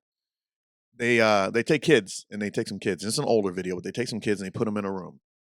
and they have dolls in front of them. There's a white doll and a black doll, and they ask kids, both white and black, which kid? I think it is white and black. Maybe it's just they're asking black kids which one's pretty, which one's ugly, which one's good, which one's bad. And these kids, like you said, at that age, have an inherent thought process that one is better than the other at that point in time. It's heartbreaking when you watch it. It's Google I don't want to watch it. racist doll test. It's a magnificent portrayal of what actually is going on out there. These kids are having thoughts. I can't believe it. I'm sorry. I believe that video is there, but I can't believe that video wasn't staged in some way. You don't think so? I don't think so, because I've seen other videos of comedian. It's been a while since I saw it, but his kid had missed a week of school. He was sick, right? And he's walking his son back into his kindergarten class, and he walks in, and all the kids are in there, and they just come up, and no matter what color, no matter who they are, they come up and just start hugging him, and just like, like they're all like just talking, and they don't see the shit, and he's pointing it out. He's like, this is what we all need to be. There's no, it's white kids, it's Asian kids, it's all the races are just there. Oh yeah, absolutely. And I used to teach, or at least I was in the school district, so I absolutely saw the kids. They just played together, and it was just kids playing with kids. Didn't care. It was, you're a friend, I'm a friend, we're here. Yeah, let's go play on the swings. Because thinking in that stage in conversation, like you can find people that have you can find a black woman that has a bad opinion of white people is willing to have a child take that test because they know who the mother comes from. Like your mother will give you a level of things by osmosis or directly to where they say, oh, let's pick this mother because she already has a bad attitude towards it. So her child has a better chance to see these dolls and pick the one that her mom says is the better one. Because for whatever reason, so it can stage that kind of thing that way. So that's why I was sitting there thinking, like, how could it be staged where it's not directly, but how, like, it's like with women. As a man, I know what kind of women I can pull some shit on and what kinds I can't. Or some I got to deal with and some I'm going to cuss the fuck out. I get it. So I know who I can treat bad, who I can't. Or you could treat them all great. Or you could just I could, but I'm not. Or you could just bring everything back about you. It's Guys, just and I know it's about everything else, but let's talk about me and what I can do. Okay. Exactly. Yeah, you're right. You're right, big dog. But no. So I met DeMarcus on a cold Sunday morning in the far reaches of St. Charles. Oh man, kicking balls all day long. Kickball for life. So wait, he actually played kickball. I'm one of DeMarcus is serious as fuck about this. First of all, I have told friends, if you ever see me playing kickball, just put me down. So, I know, that's why I'm so interested to see how this turns out. So what's real funny, so let's talk about a couple things. First of all, I got a kickball shirt on right now. I know. Like that's what it is. Is that C for cunt? No, I'm joking. You're fine. Sir, you must leave your own podcast. You gotta go.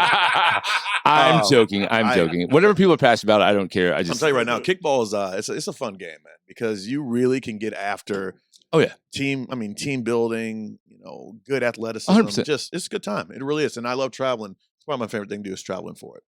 Yeah. Oh, traveling all over the U.S. Same thing. I've seen travel Marcus come up to the plate like my fucking King Griffey and just pelt this fucking ball. And I was like, this is some bullshit. I would sit there in my chair because I'm not standing up on anything. He's definitely refereeing in a chair. Only in a playoffs. This motherfucker was refereeing in a chair for real. And look, hold on, and then had the nerve to have an umbrella over. It was hot outside. I'm going to the bathroom. I had an umbrella. I had my narcotics. I had my drinks. I had lunch. I was going to do this whole 6 games at home plate. We apologize for disrupting you. The day you had. I guess I can ref some kickball while I'm. Yeah, I'm gonna show up. I got the shit. I had to get Saturday night. I'm gonna get up and get out there. You better leave me fuck alone, huh?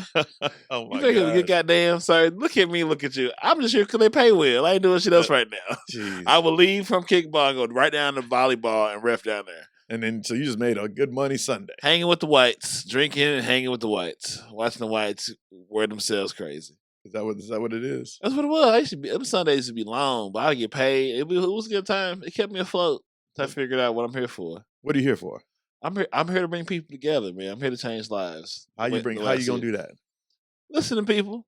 Okay. Listen to people. People will tell you everything you need to know. Be willing to let motherfuckers go. I love get rid of motherfuckers. I man. love say, hey, I'm not gonna hold you, and you're welcome to come back, but I can't stop my growth because you're done here. One of the biggest things I've learned lately is that it's okay to not have to pull somebody.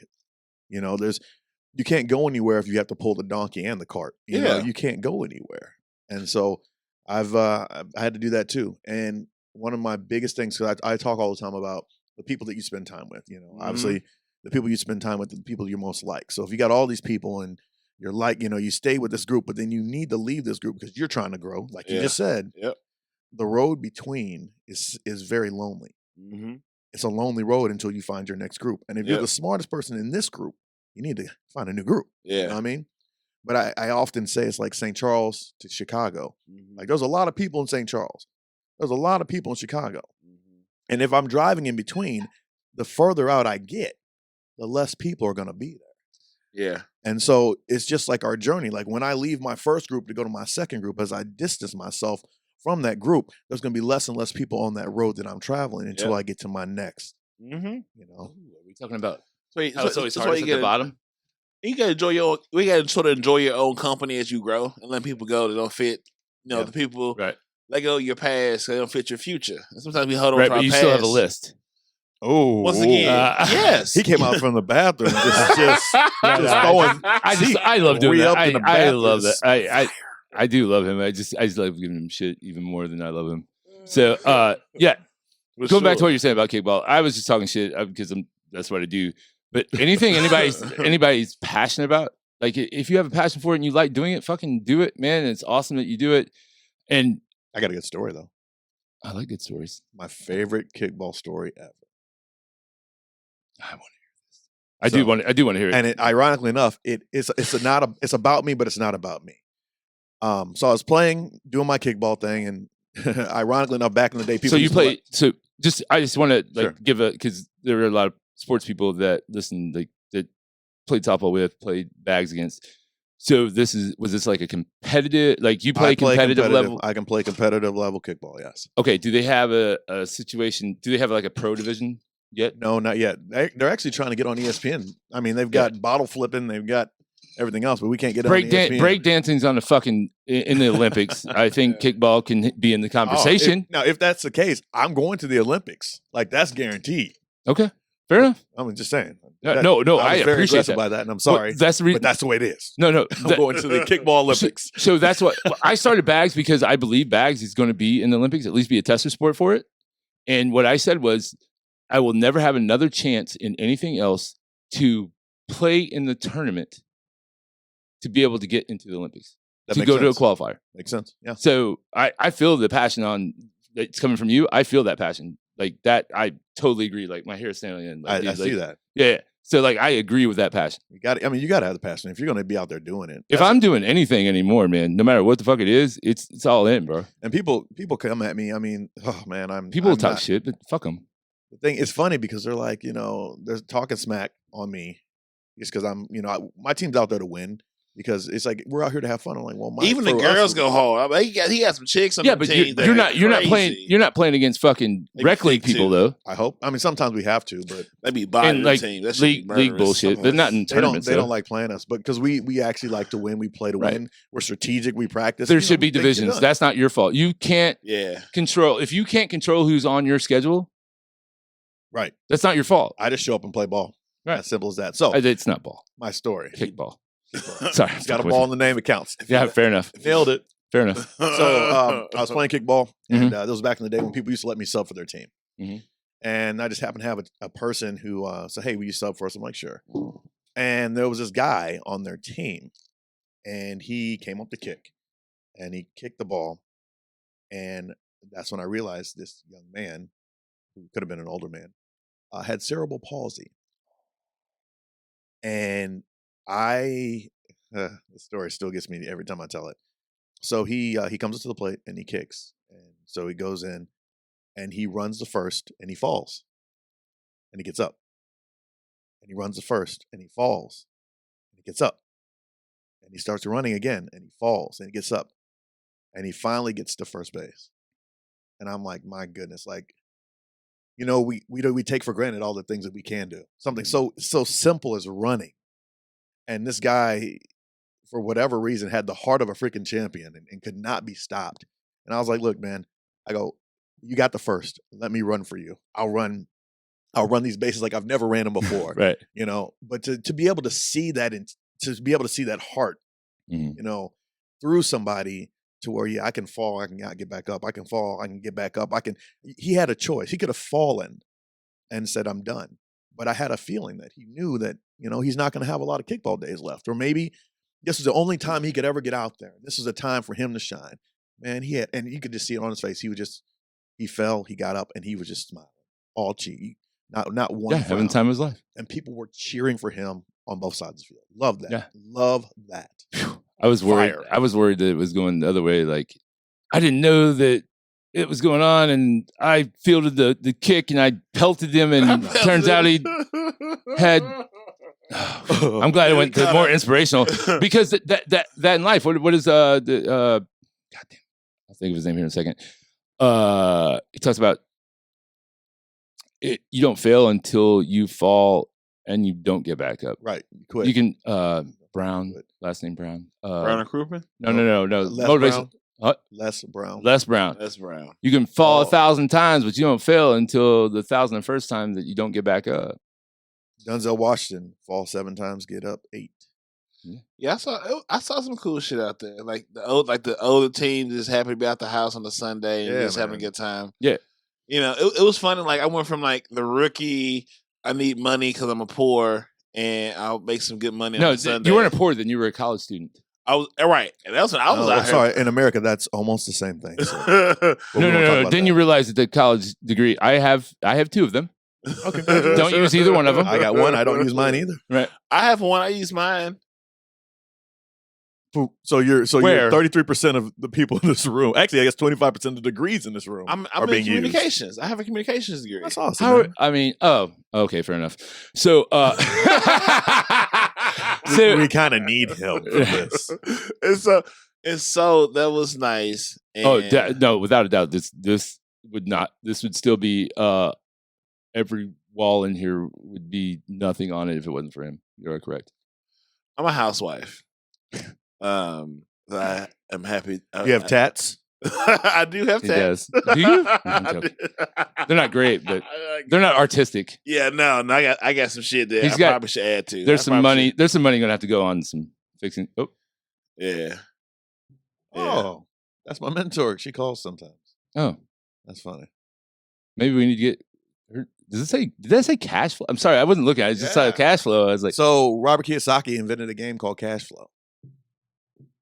oh, what do you mean game? Oh man. So Rich Dad Poor Dad. You read the Mhm. book Rich Yeah. Dad Poor Dad? Uh-huh.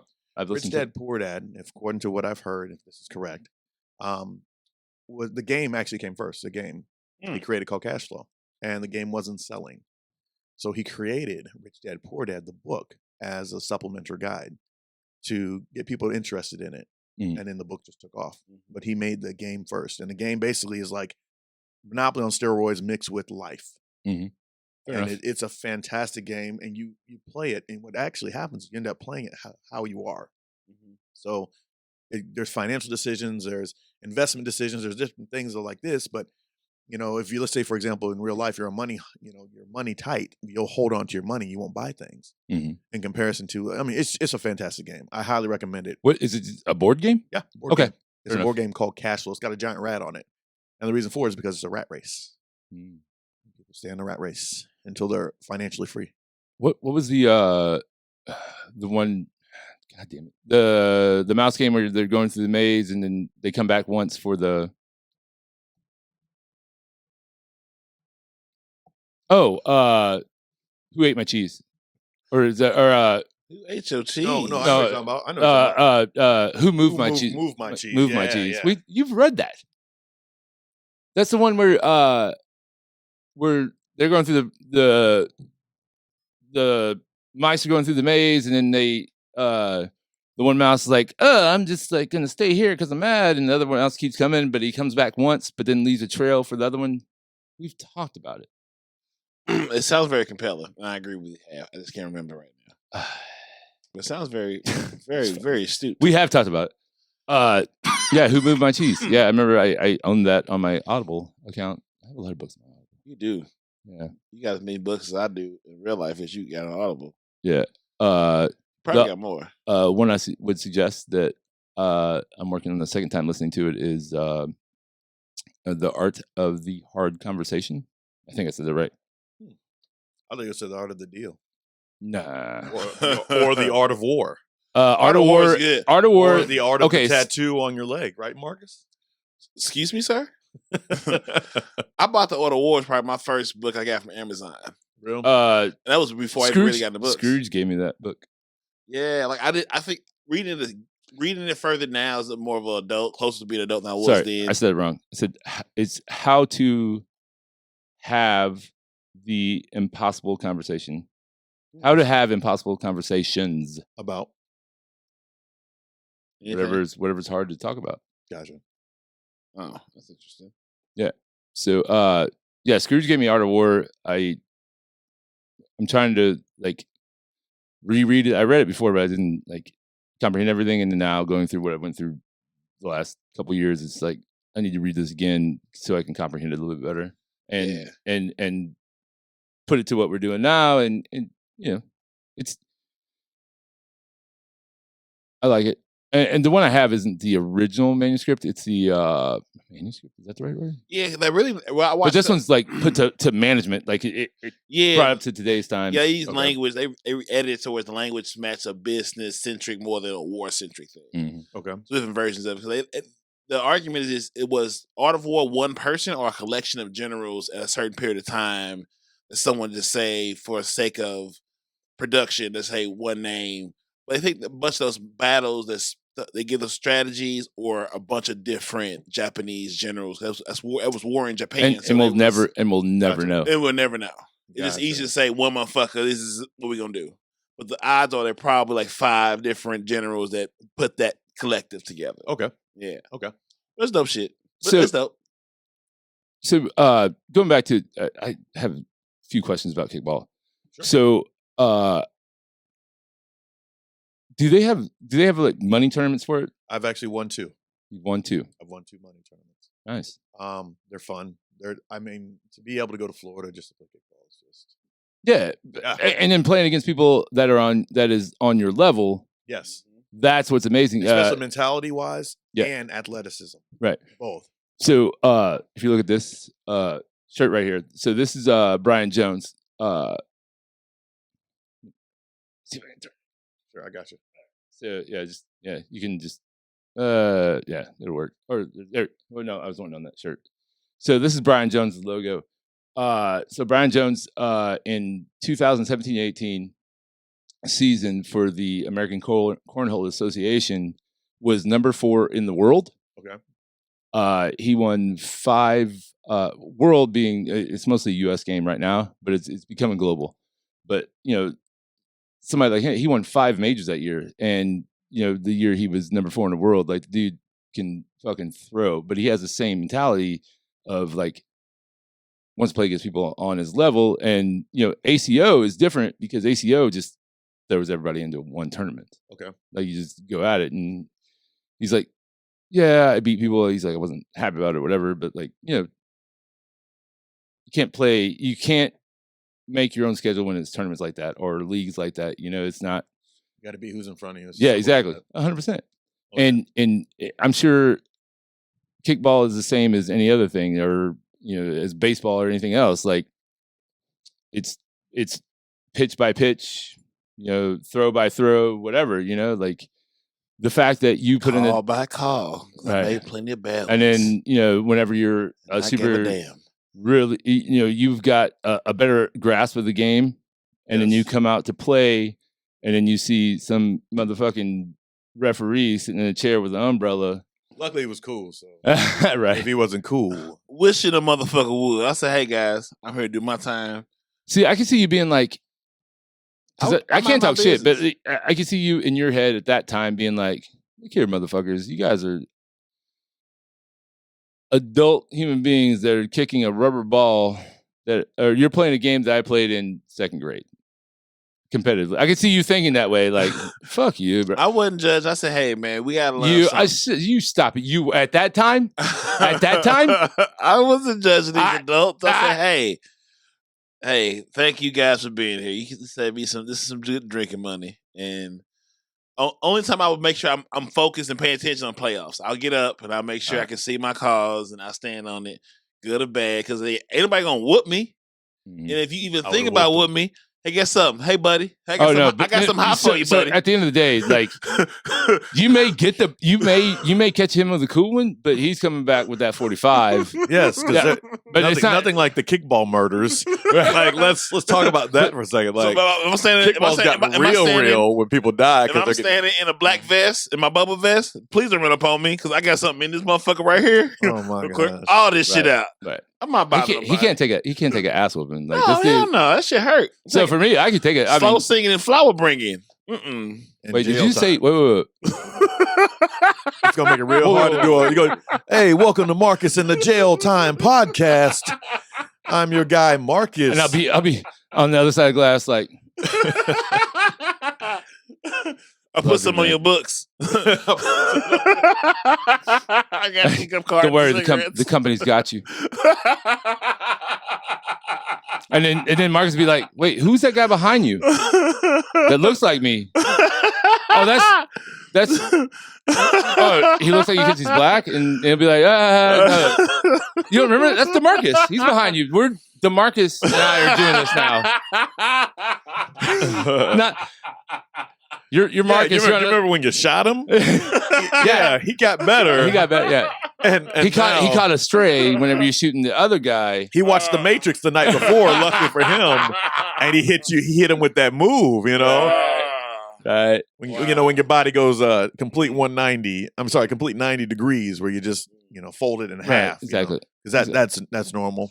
I always wanted to party with DeMarcus and his team after the games are over because he had some baddies on there. He had some thick baddies on there. Bro, first of all, why you disrespecting my players like that, dog? Bro. Come on, bro, man. I thought you were past all that. What did I say? Them thick baddies?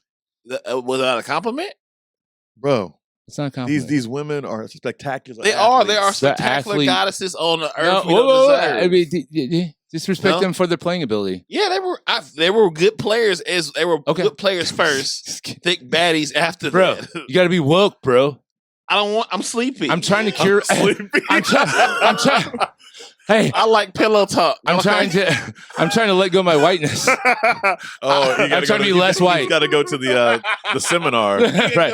I got to get on LinkedIn. Online training. I got to log in and get this fucking terrible training. I would have seen. So you know what? Actually, I find really interesting about that. I'm sorry to change it now. No, I'm white because we go all over the place. So yeah, wherever you want to go. Go back in that white thing. Okay.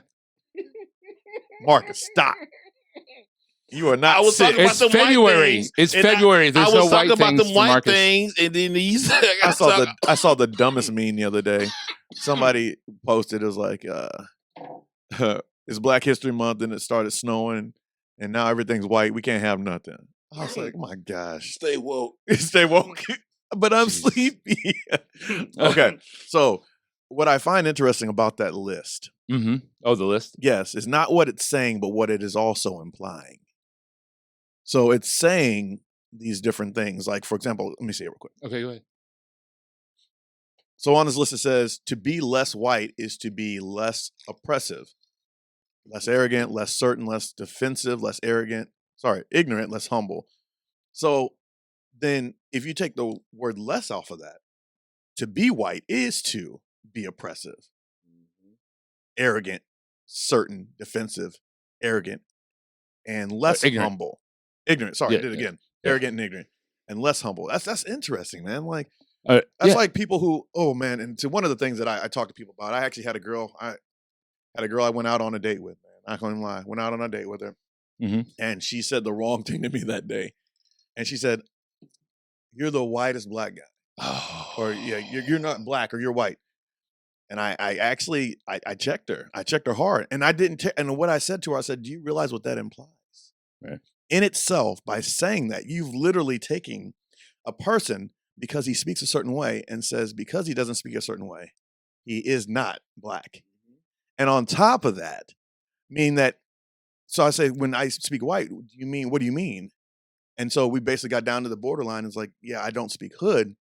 And so that means that because I don't speak white, because I speak white, or what she said white, means I speak proper, which means white is good and black is bad. It was a whole thing. I put her in tears, man. I felt bad for her. I was like, because people say that all the time. And I don't realize that what you're actually saying is you're saying, yes, you speak white or you speak black, is you're actually making a judgment call on someone's character just because of the way they speak. And it's like implying that because you speak clear, intelligent, that you're speaking white. And which means that if you're not. Right. Which to me, it's like, what?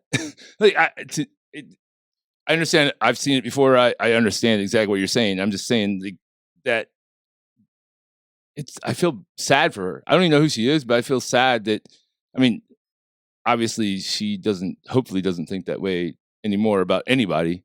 That I think after that conversation, she has no choice but to feel a different way. Right. And I wasn't mean about it, but I don't think people think about, like we talked about earlier, people don't think past what they hear and they just repeat it, you know? But like I say, when you live in places where, you know, you get a certain type of education, you know, St. Charles or St. Louis, you know, people automatically judge you because your vernacular, the way you say your words, all those things kind of go into play and just label them. I used to get this shit and I thought it was cute. Oh yeah, I'm in the white ass black boy. I was like, wait, but I didn't know there was a problem. You see what I'm saying? Because I was in a position of power because I knew, because I could communicate between the different circles, I can take advantage of, where I'd rather go hang with Keisha.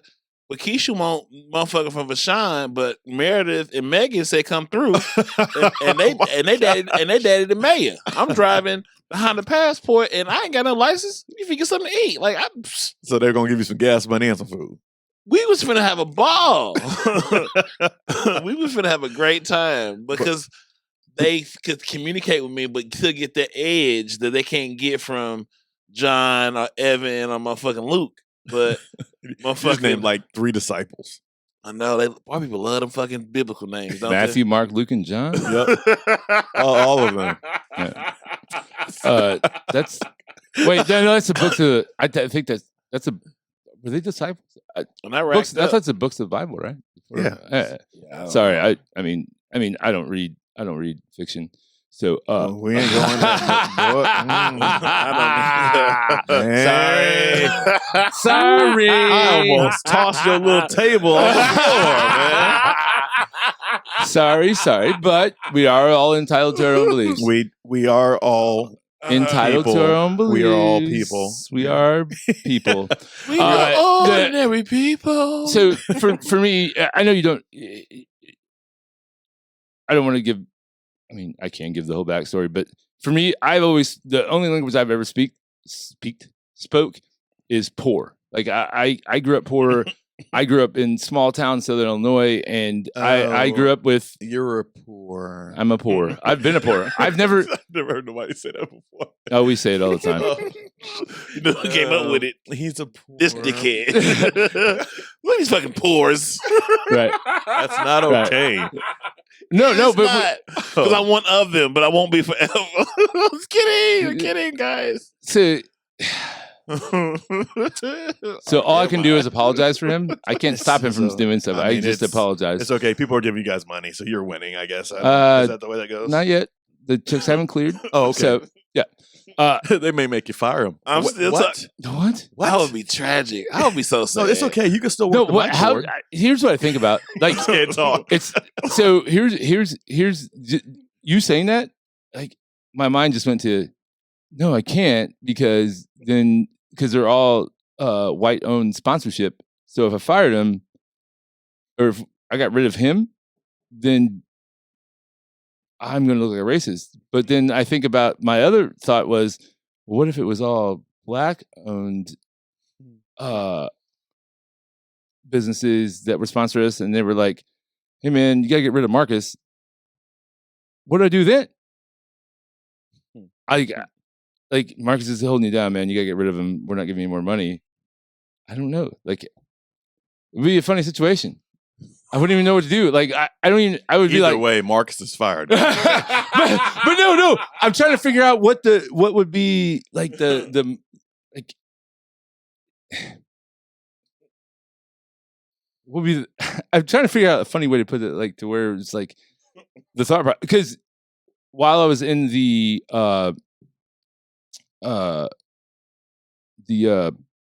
cult, a couple days before it, we were doing some stuff, and there's a guy that's an amputee that's there, right?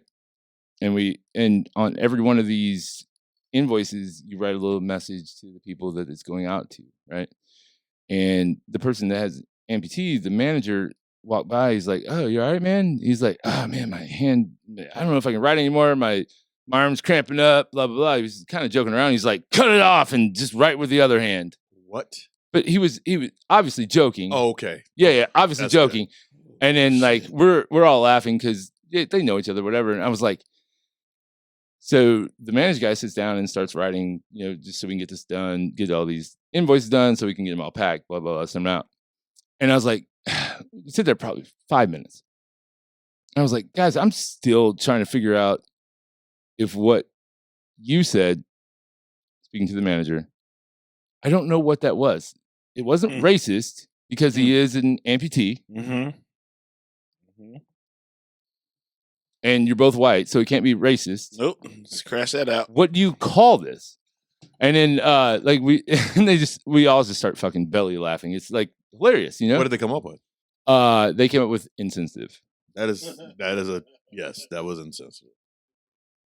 But Does if insensitive get you fired? I guess it depends on the level of insensitive. But the thing was, it wasn't insensitive because they are friends and their wives hang out together. Right. He was saying it jokingly. It's like I talked to Katie in a way that like everyone shouldn't do that. You know what I'm saying? But do you think that I think the only people that know that Katie is actually a Caucasian are me and you? I don't even know who Katie is. Like, she has cognac corner with cognac corner with Marcus. She does not. I'm trying to say this without saying. I'm sorry about this. Let's just move forward. Does she speak black? There's a whole lot. There's a whole lot to it.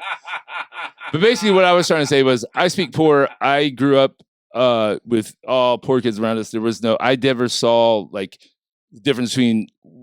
There was no white or black to me. It was just my friends, the kids I grew up with, and I just don't understand the thought process with, oh, you speak very white. Oh, like I don't understand what that means. I mean, I understand I'm not now. Cecil's favorite black, but I'm okay with being number 2. There's a black man in his life that's before me, and that's more valuable than me. And I'm okay with that. Without that black man, we wouldn't have got here. Oh, that's Jay Bell. He's my best friend growing up. I'll show you a picture. I'm sorry. No, when him and I, like, you can always tell, like, Marcus can always tell when I'm talking to him on the phone, he gets like this angry, like this. No, I don't. He makes me feel like he makes me say, so you talk to that black guy, you know him? What you doing? I go to see some bar, I'm like, fuck is that guy? Why is there Look, first of all, why was he here first today? Okay, so this guy named Cecil's not racist. He has a black friend. No. What's funny is you missed the no. What's funny is which one is he? that's my 9-year-old daughter right there. Aww. 5 foot, 105 pounds. She trying to play linebacker outside linebacker? No, bro. She's basketball. Okay. Football. Get out of here. Basketball and video games, bro. That's all she wants to do. Nobody plays football. Come on now. Okay, that makes sense. Yeah. I played football. If I'd have played football earlier, I might have been somewhere. Right. But I'm glad I didn't, because we wouldn't be here now. Well, yeah, because you'd probably be slobbering on yourself because you have a head injury. Because I feel like you would. That's not what I thought this was. Well, I would clean your slobber off your face if you had a head injury. No, you wouldn't. Yes, I would. Yes, I would. I just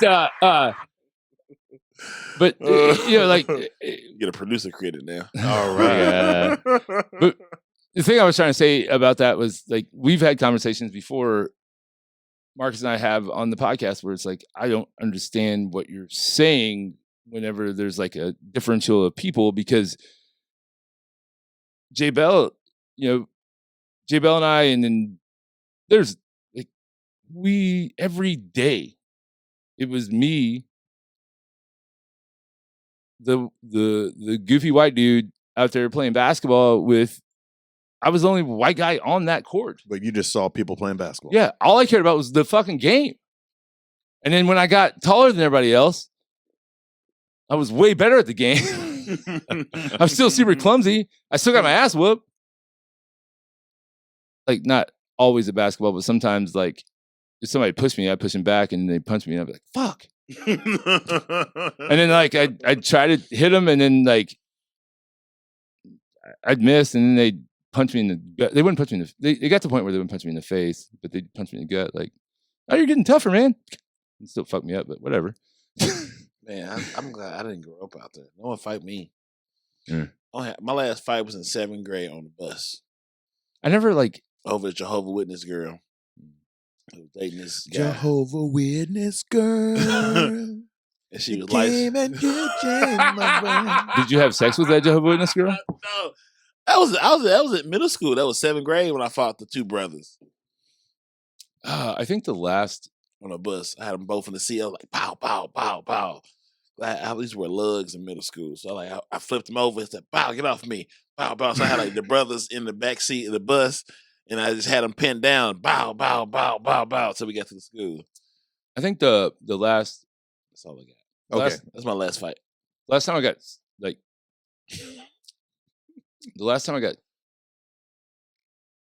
into a fight... No, that's not right. The last fight in high school I got into that was this Ruben's sister. His name was Ruben? Yeah. Like, sorry. Never mind. Yeah, but yeah. So Ruben... 2004? Right, sorry, 2004. Nobody remade that for 2020? No. It is what it... No. What, you think the Chinese are going to apologize? Oh, no. Sorry. Kung Flu gonna apologize for destroying the world. Oh, no. I'm kidding. I kid. I joke. Was Ruben's sister, I cannot remember her name, was hitting Jeffy in the head with the sucker on the bus. Jeffy, I've told you this story before. He was the handicapped kid that... Oh, man. Yeah, she was hitting him in the head with a sucker and telling him to shut up, honky, and was hitting him in the head with a sucker. And I was like... He's so young. And I was like, bitch, stop. And so Ruben and I squared up, and then they pulled off the bus, and then it was going to be this whole thing. And then Miss Nelson came out and was like, pulled Ruben and I to the side and was like, what happened? I was like, well, Elsheba was her name. Elsheba hit Jeffy in the head with a sucker like 10 times and kept calling him a honky. And I was like, bitch, stop. And then Ruben was like, wait, that's what happened? And Miss Nelson looked at me like, CW, is that what happened? And I was like, yes, Miss Nelson, that's what happened. Like, and then they brought Elsheba out, and Elsheba was like, yeah, I did that. And like, the whole thing was over. And then Ruben and I were cool. But it's just like, that was the last time Elsheba. So you got stuck on the name too. I was there. Bro. Oh man. Let me tell you some of the names. Some of the names I grew up with. Elsheba. Okay, so I had a Elsheba sound dark skinned and thick as fuck. No, Elsheba sound like like we were talking about before. She might have helped. Who y'all looking at? None. No, I thought I heard Byron story.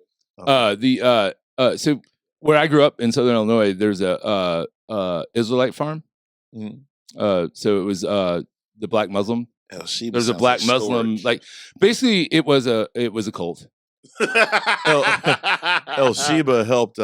Once again, Elsheba helped Harriet Tubman get them slaves out of there. I mean, maybe She did the Samson on the side. Like Elsheba sound like that kind So of name. Elsheba sounded like she helped build the pyramids. there was Elsheba. Okay, I'll just go through some of the names. There was a freshman when I was a senior. Her name was Mahogany. She sounds like a tree. She went by her nickname was Hoggy. No. And she loved it. She loved it. Hoggy. Was she a big girl? No, she was a freshman. Like she was young, that was back before. But she GMOs. like I wouldn't call her that because I felt like weird, like calling her that. You know, even a senior in high school, I'm like, I'm not calling her Hoggy. Hoggy. You know, I had Tamar. We had Tamar, Tamar, Tamar Swanson. What's it back in the 80s? I graduated in 97, motherfucker. So this is high school? Yeah. Okay, I'm sorry. But you had all the black Muslims that were around there that had all we still in Southern Illinois, right? Yeah, Southern Illinois. They had all the I had Elijah's Look at Eli. DeMarcus Nelson. Okay. I like that name. Yeah. I don't know why. DeMarcus Nelson. Like a cornerback or some shit. DeMarcus Nelson. Football player. He sounds like a kickball player.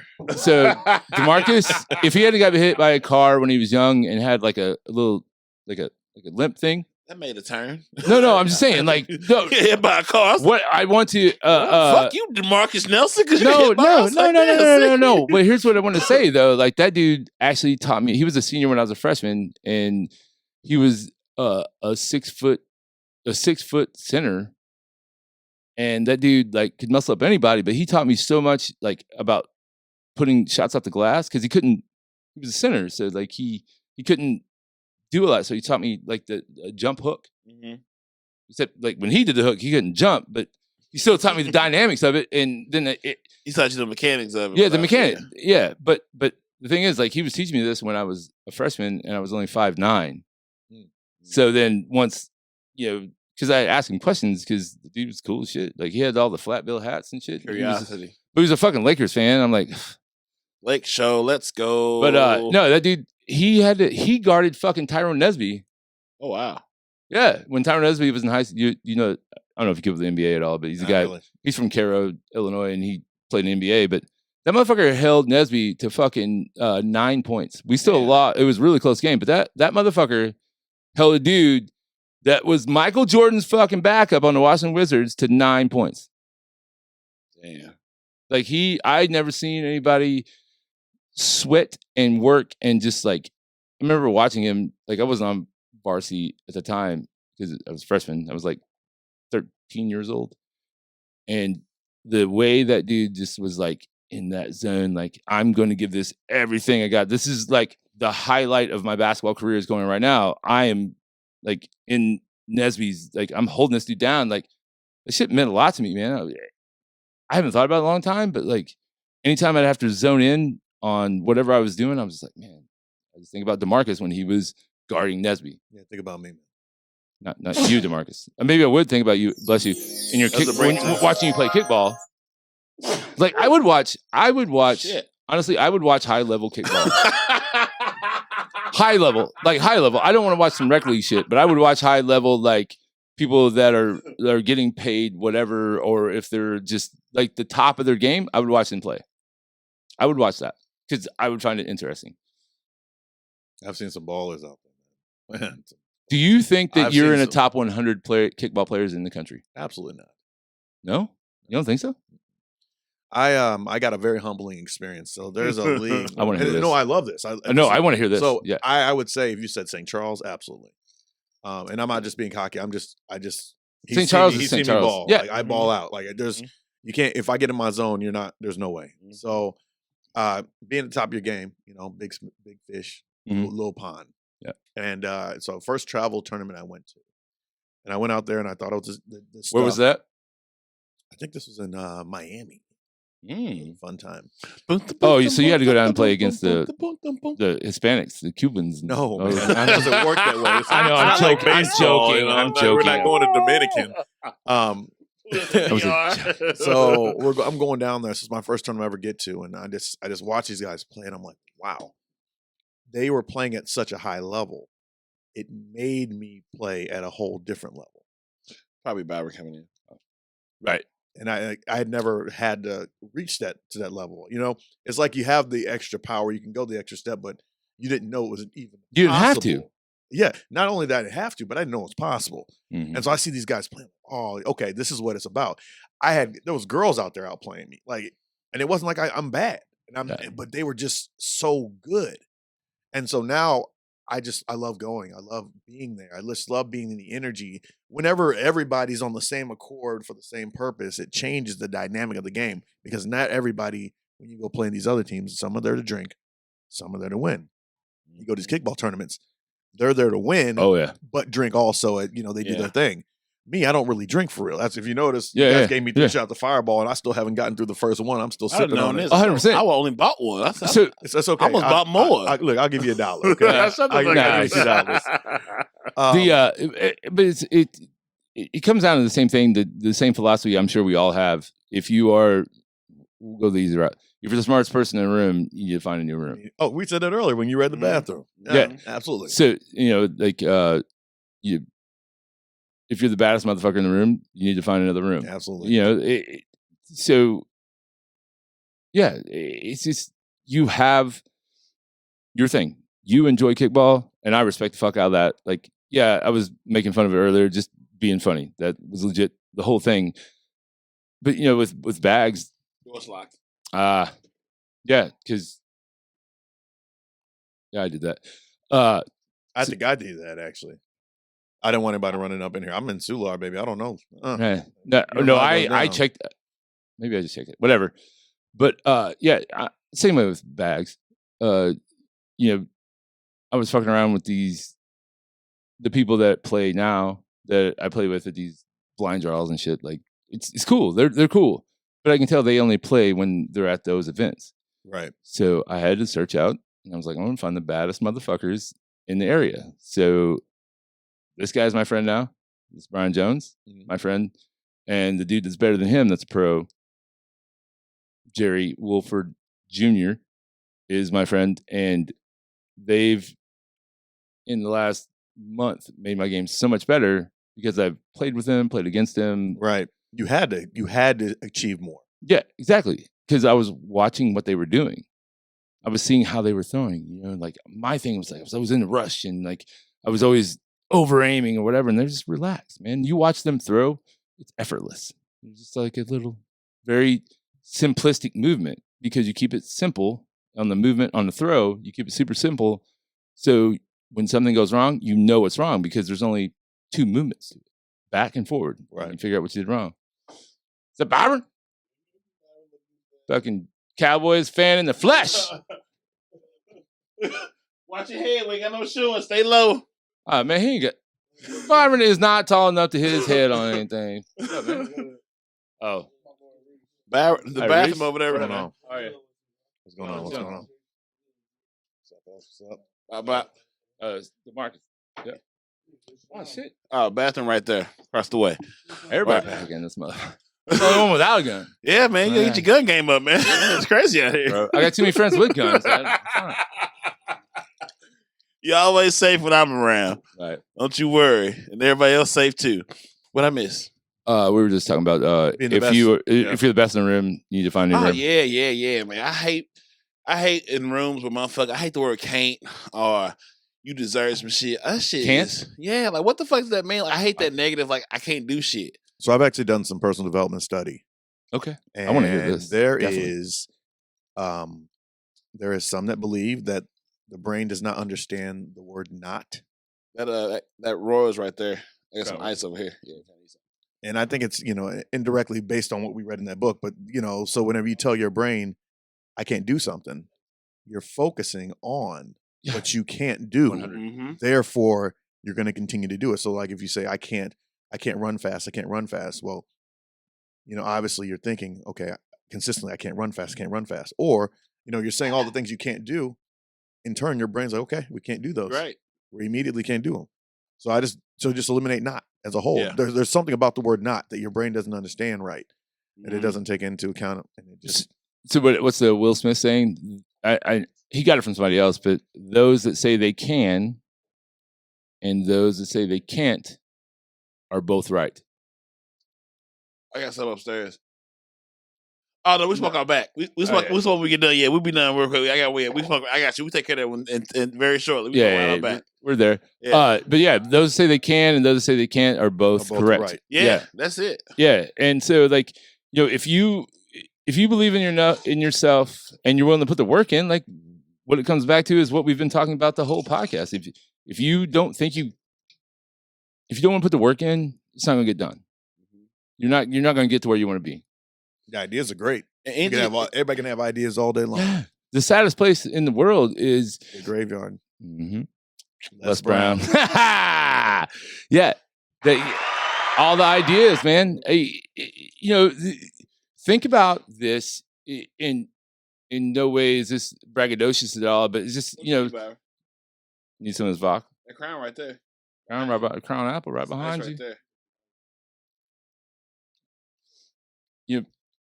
To think of the fact that where we're at 2 years into this grind that we've been on.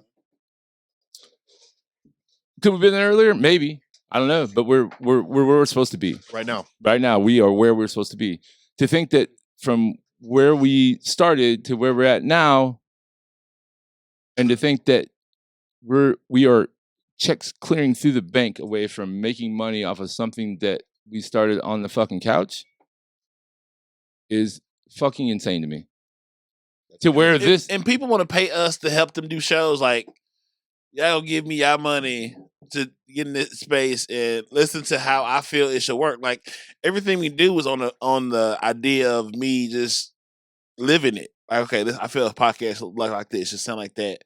You should have these sort of production things like that. Is just my style of doing it. I've seen other podcasts because like there's a community of podcasts in St. Louis, so you sort of meet each other and see everybody's work and who's trying to have the best show or something bigger than their show. So like you sort of learn sort of tools, but like that's just like wanting to make sure I can give you a good product. I want to make your time with me valuable because it's precious. It's interesting if you pay attention to the perspective that once you get to a point of greatness, it's like you go into guru and expert status. Nobody was asking and seeking you guys out when you guys are starting off at the beginning, but you hit a level of success now that they see that you are where they want to be. Therefore, now they're seeking you out as a guru. So now you've completely made yourself an expert in what you do.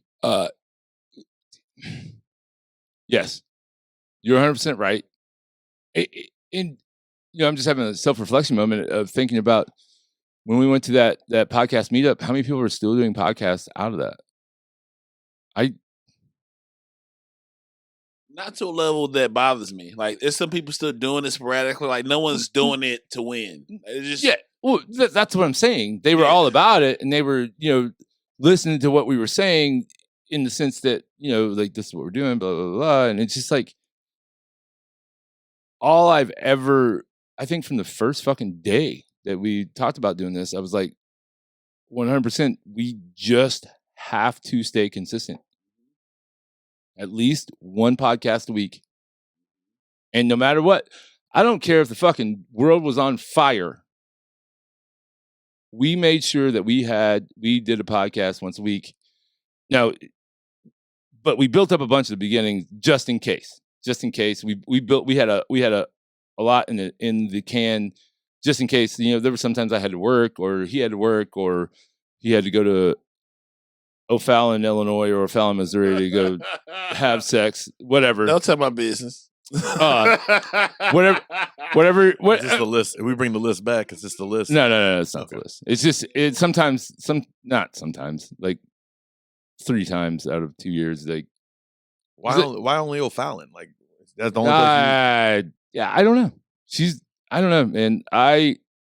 She's very not. I've met her one time. Do you want to know the story of this O'Fallon? You know what? This is your podcast. You do whatever. No, it's your episode. It is, and I don't care. You don't want to know? No, I want to know. Okay, so I started reading books at 30. Okay, like you couldn't read before that. I didn't care enough to invest the time. I completely understand that. I put my value into it. It was someone I ended college. I was like, I need to do more. By the way, this is the first time I'm hearing this story. Oh, so you're intrigued too? Yeah. I think so. I graduated at 30 from college. So I said 5 years, 25, 30. I was in college. Graduated 2015. I think I graduated, something like that. Whatever. So I started reading. I said, I need to go back home. So every February, I'll make sure when I'm swiping, I will swipe black only. Now I knew because I had spent 15 hard years heavily induced in white women that I figured out that it didn't work out. I need to come home to black women. So I knew it would be time to get there. So I would make sure in February I would swipe exclusively Black women. So in Black History Month, you would only swipe Black women. Mm-hmm. Okay. And within one of these months, I've met a woman, and she came out, she was like Super Bowl, what is Super Bowl? I think the Atlanta Super Bowl, Atlanta, New England. Oh yeah, that was a really bad Super Bowl. And she was coming from St. Charles. Said, "Well, meet me in Soulard." We was chatting, and she's an older woman. I like to keep mine old. I like to want my women at least older. Wait, you talking about the one that was here? Yeah, she's 41 or 42. Man, that sorry, ain't older. Man. sorry, sir. Man, come on, man, that ain't older. Sir, that is not older. And the older I get, the less older 50 is going to look. Right, exactly. When I get there. She's older than me. Way more of an adult than I am. 100%. She's like a nurse or whatever. She's right? a scientist or something. She's some kind of scientist, like real scientist. Okay. And okay, we kicked it. We met and had drinks. We got comfortable. Before I knew we was married. I said, why? Because when I take a woman out, we're hanging out. So people can be to assume we're this loving couple. I met her tonight, but I play along once the drinks are flowing. Whatever you're comfortable with, I'm comfortable too. If I make you comfortable, you make a woman comfortable, she just forget that you just met you yesterday. And I have the ability to do that more times than not. So before I know we married, making out and shit, I don't even know you, woman. You just coming from your brother house in St. Charles. You living on Fallon. I have to be on the way.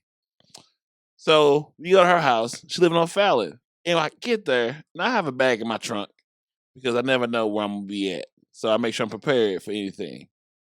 So I have an overnight bag. I call it a zaddy pack. I used to call it a whole bag, but I call it a zaddy pack. So I get into this house, and I'm like, this house big as shit. You have a husband? 'Cause why does one person have this big ass house and you live and you by yourself? But it's not my problem because I'm ready for whatever gonna happen. If you all do have a husband, I hope you don't come home early. Whatever. And that relationship has endured since then. Even when I get lost, we'll come back together. We'll hang out. I'll leave for a weekend where I don't answer my phone. People get concerned because I'm hanging out with Fallon playing house. And it's a nice house to play in. I bring my laundry. We order food. She's not your mom. No, she gangsta as a motherfucker, but like she get to be like she Black and Mexican, so you be her black side with me. I'm like, you don't even listen to Wait, is that a Mexican? I was gonna say that. That is correct, sir. Well, that's so like the chick that Serena lost to at the Australian Open, Naomi Osaka. She's Blasian, right? She's Black and Japanese, yeah. So it's Asian, yes. Blasian. Yeah, she's Blasian. Mm-hmm.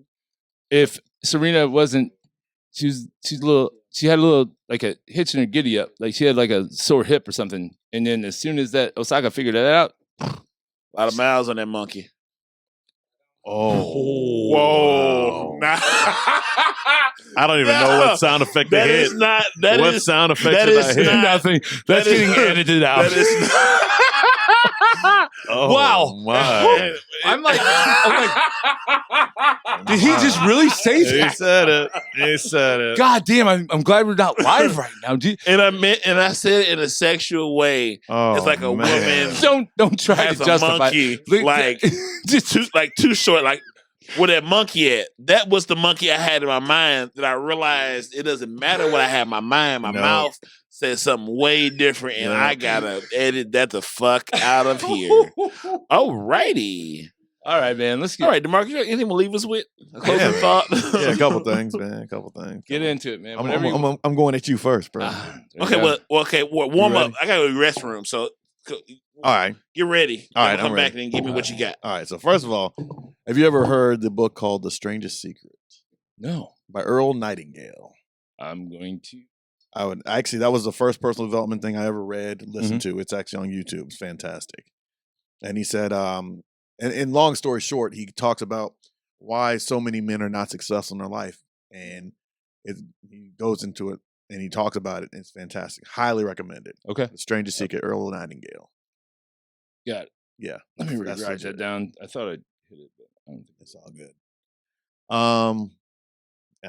I'm waiting for him to come back, so I'm gonna go at him. Oh, Get him.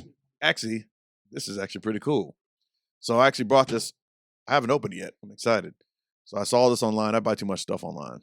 Facebook, they got my number, man. They got my credit card number too. It's not good. So what this is, these are basically cards that ask significant questions on them. Ooh. And so I'm gonna hit us with at least one. I haven't even opened these yet, so I don't know what's on these cards. I guess we should wait for him to come back. Yeah. All We'll right, wait so- on the Marcus.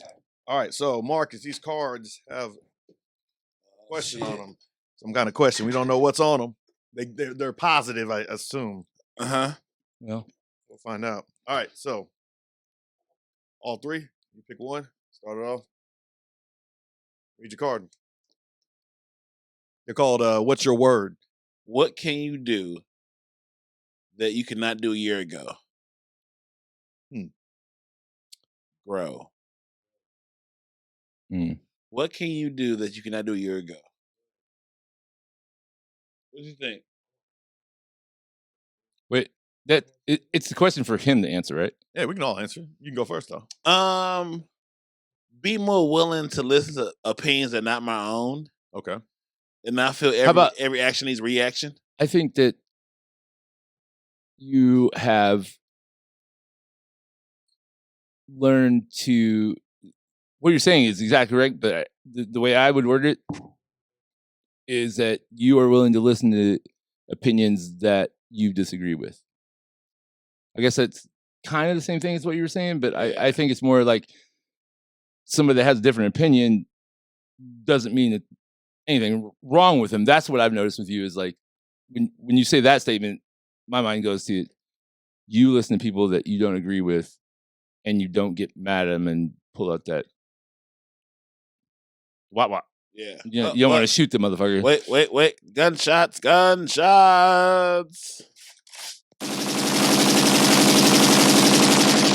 You don't have one of those that I know of that would fire that many rounds that quick. I don't know what you be. I don't want you to have the tell on me, so I don't let you know everything. All right, I'll that's keep fair you enough. safe. Fair enough. That's loyalty. When you keep your people care about safe. Right. Okay. What's your answer to that? My answer to that is that what could I do that I couldn't do a year ago? Come back. The way I got humbled was a whole different type of humbled that I was never used to. I've been poor my whole life. But the way that life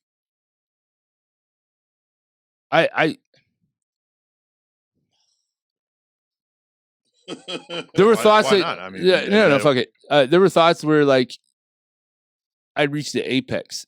In 19, I reached the apex of where I wanted to get to as far as the next step of my life to get to all this other shit, right? Right. But then all that was taken from me before COVID. Ironically enough, that is ironically enough, we pulled this card and it's COVID based, if you think about it. Yeah. And then it was taken from me before COVID. And I literally thought about I failed everything I've ever worked for. It was time. I was just going to be like, it's done. I'm done. It's done. I'm going to end it. Thought went through my head. And then, just a year of that. That's a long time. And and a lot of people did the same thing. Yeah, but it had nothing to do with COVID. It was the shit that happened before that because I'd made every move that I was supposed to make, that I thought I was supposed to make. But then it's just like all this shit, like everything it happened, and you, no matter what the fuck you say you don't pay attention to what people say or whatever, but then you still hear it. And it still affects you, and not in the moment, not whenever, but it's those times when you're like driving the car, or you reach in your pocket to the homies hit you up to go out, and you're always the guy with money to go out, and then you reach in that pocket, and then you don't have that fucking money in your pocket, and you don't know where the next money's coming from, And you're dependent on somebody else to provide what you'd always, not necessarily provided, but you've always been there for them for that, with that monetary gain of what you do. And you're the best at that fucking that. You're the best at fucking what you do. Hands down, nobody can fuck with you because you do all the extra shit to make sure you're the best. And all that's fucking ripped from you, man. It was fucking tough. Humbled to the point of thinking about killing myself. It's pretty deep, man.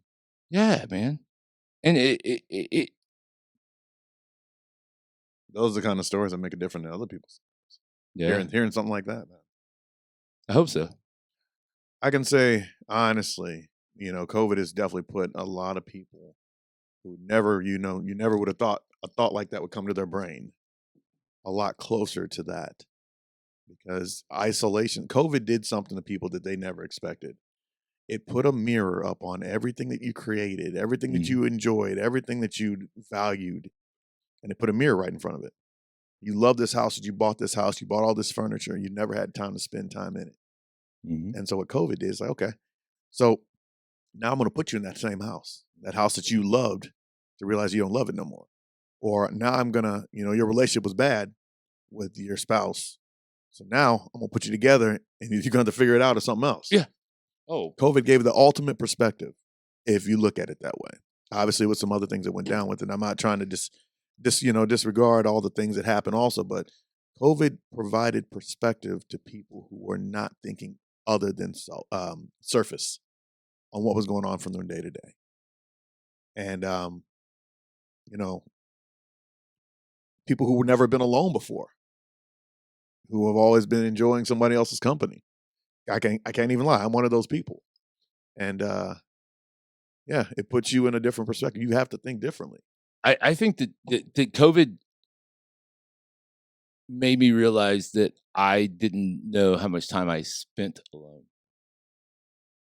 Meaning, I was around the queen of the house way more than I'd ever been around her in her fucking 8 years of being together. I'd never been around her as much as I had at that time, and I didn't realize how much time that I spent alone and how much I thought I was a people person and that we were so connected. Made me realize that we weren't as connected as I thought.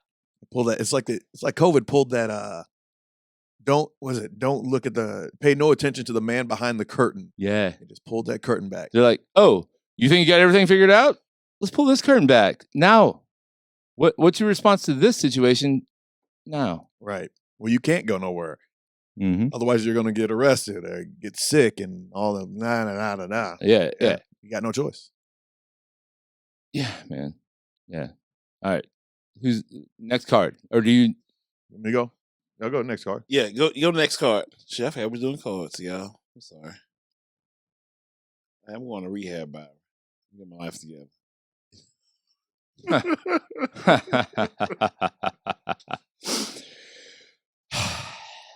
This is Wildcard DIY. Do it yourself? Yes. Ask your own question. Okay. Oh God! Why would they? Do you want a different card? Yes. This is a new game to me. Man, I was down here yesterday. So I had both of y'all here different days. Y'all been his episode 5. Okay. Question. We're getting us to, like all the sets of these cards. What do you dream of achieving one day?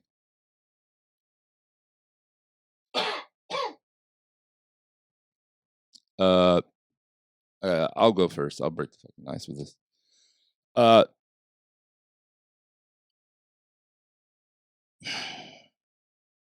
Mine would be an unforgettable impact.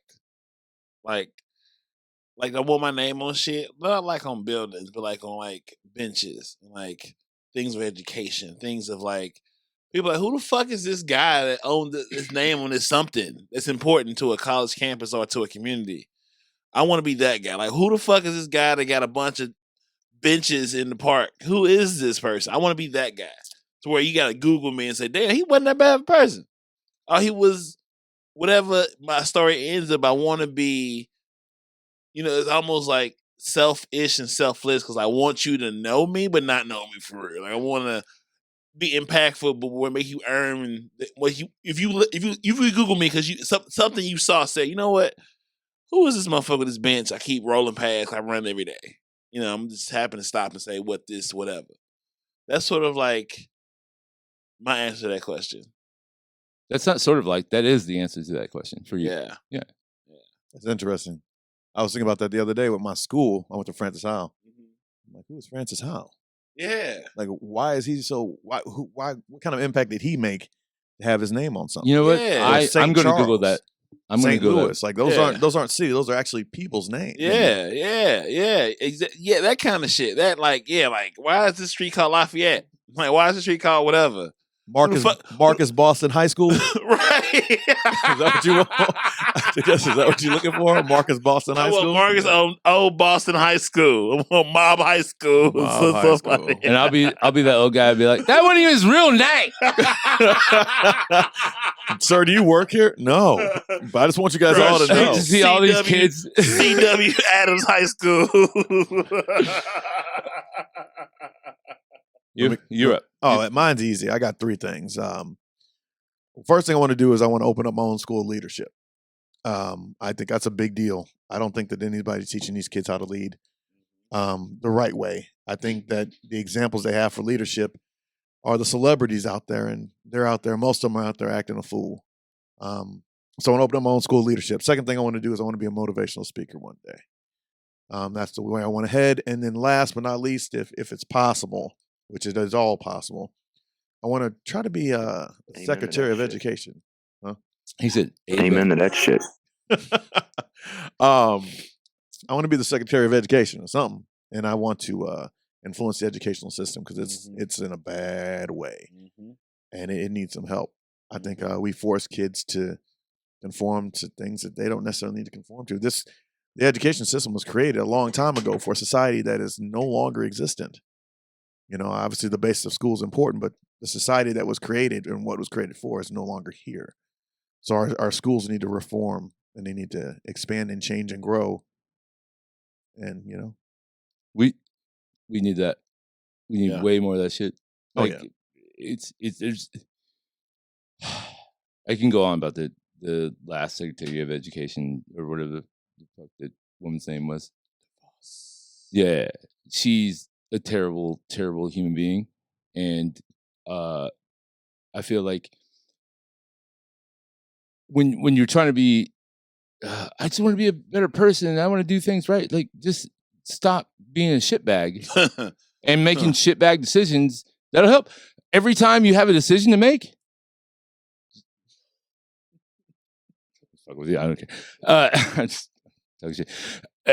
I feel like if you have a decision to make, and it's like whatever in your mind is a shitbag decision, do the opposite of that. But here's the one issue with that.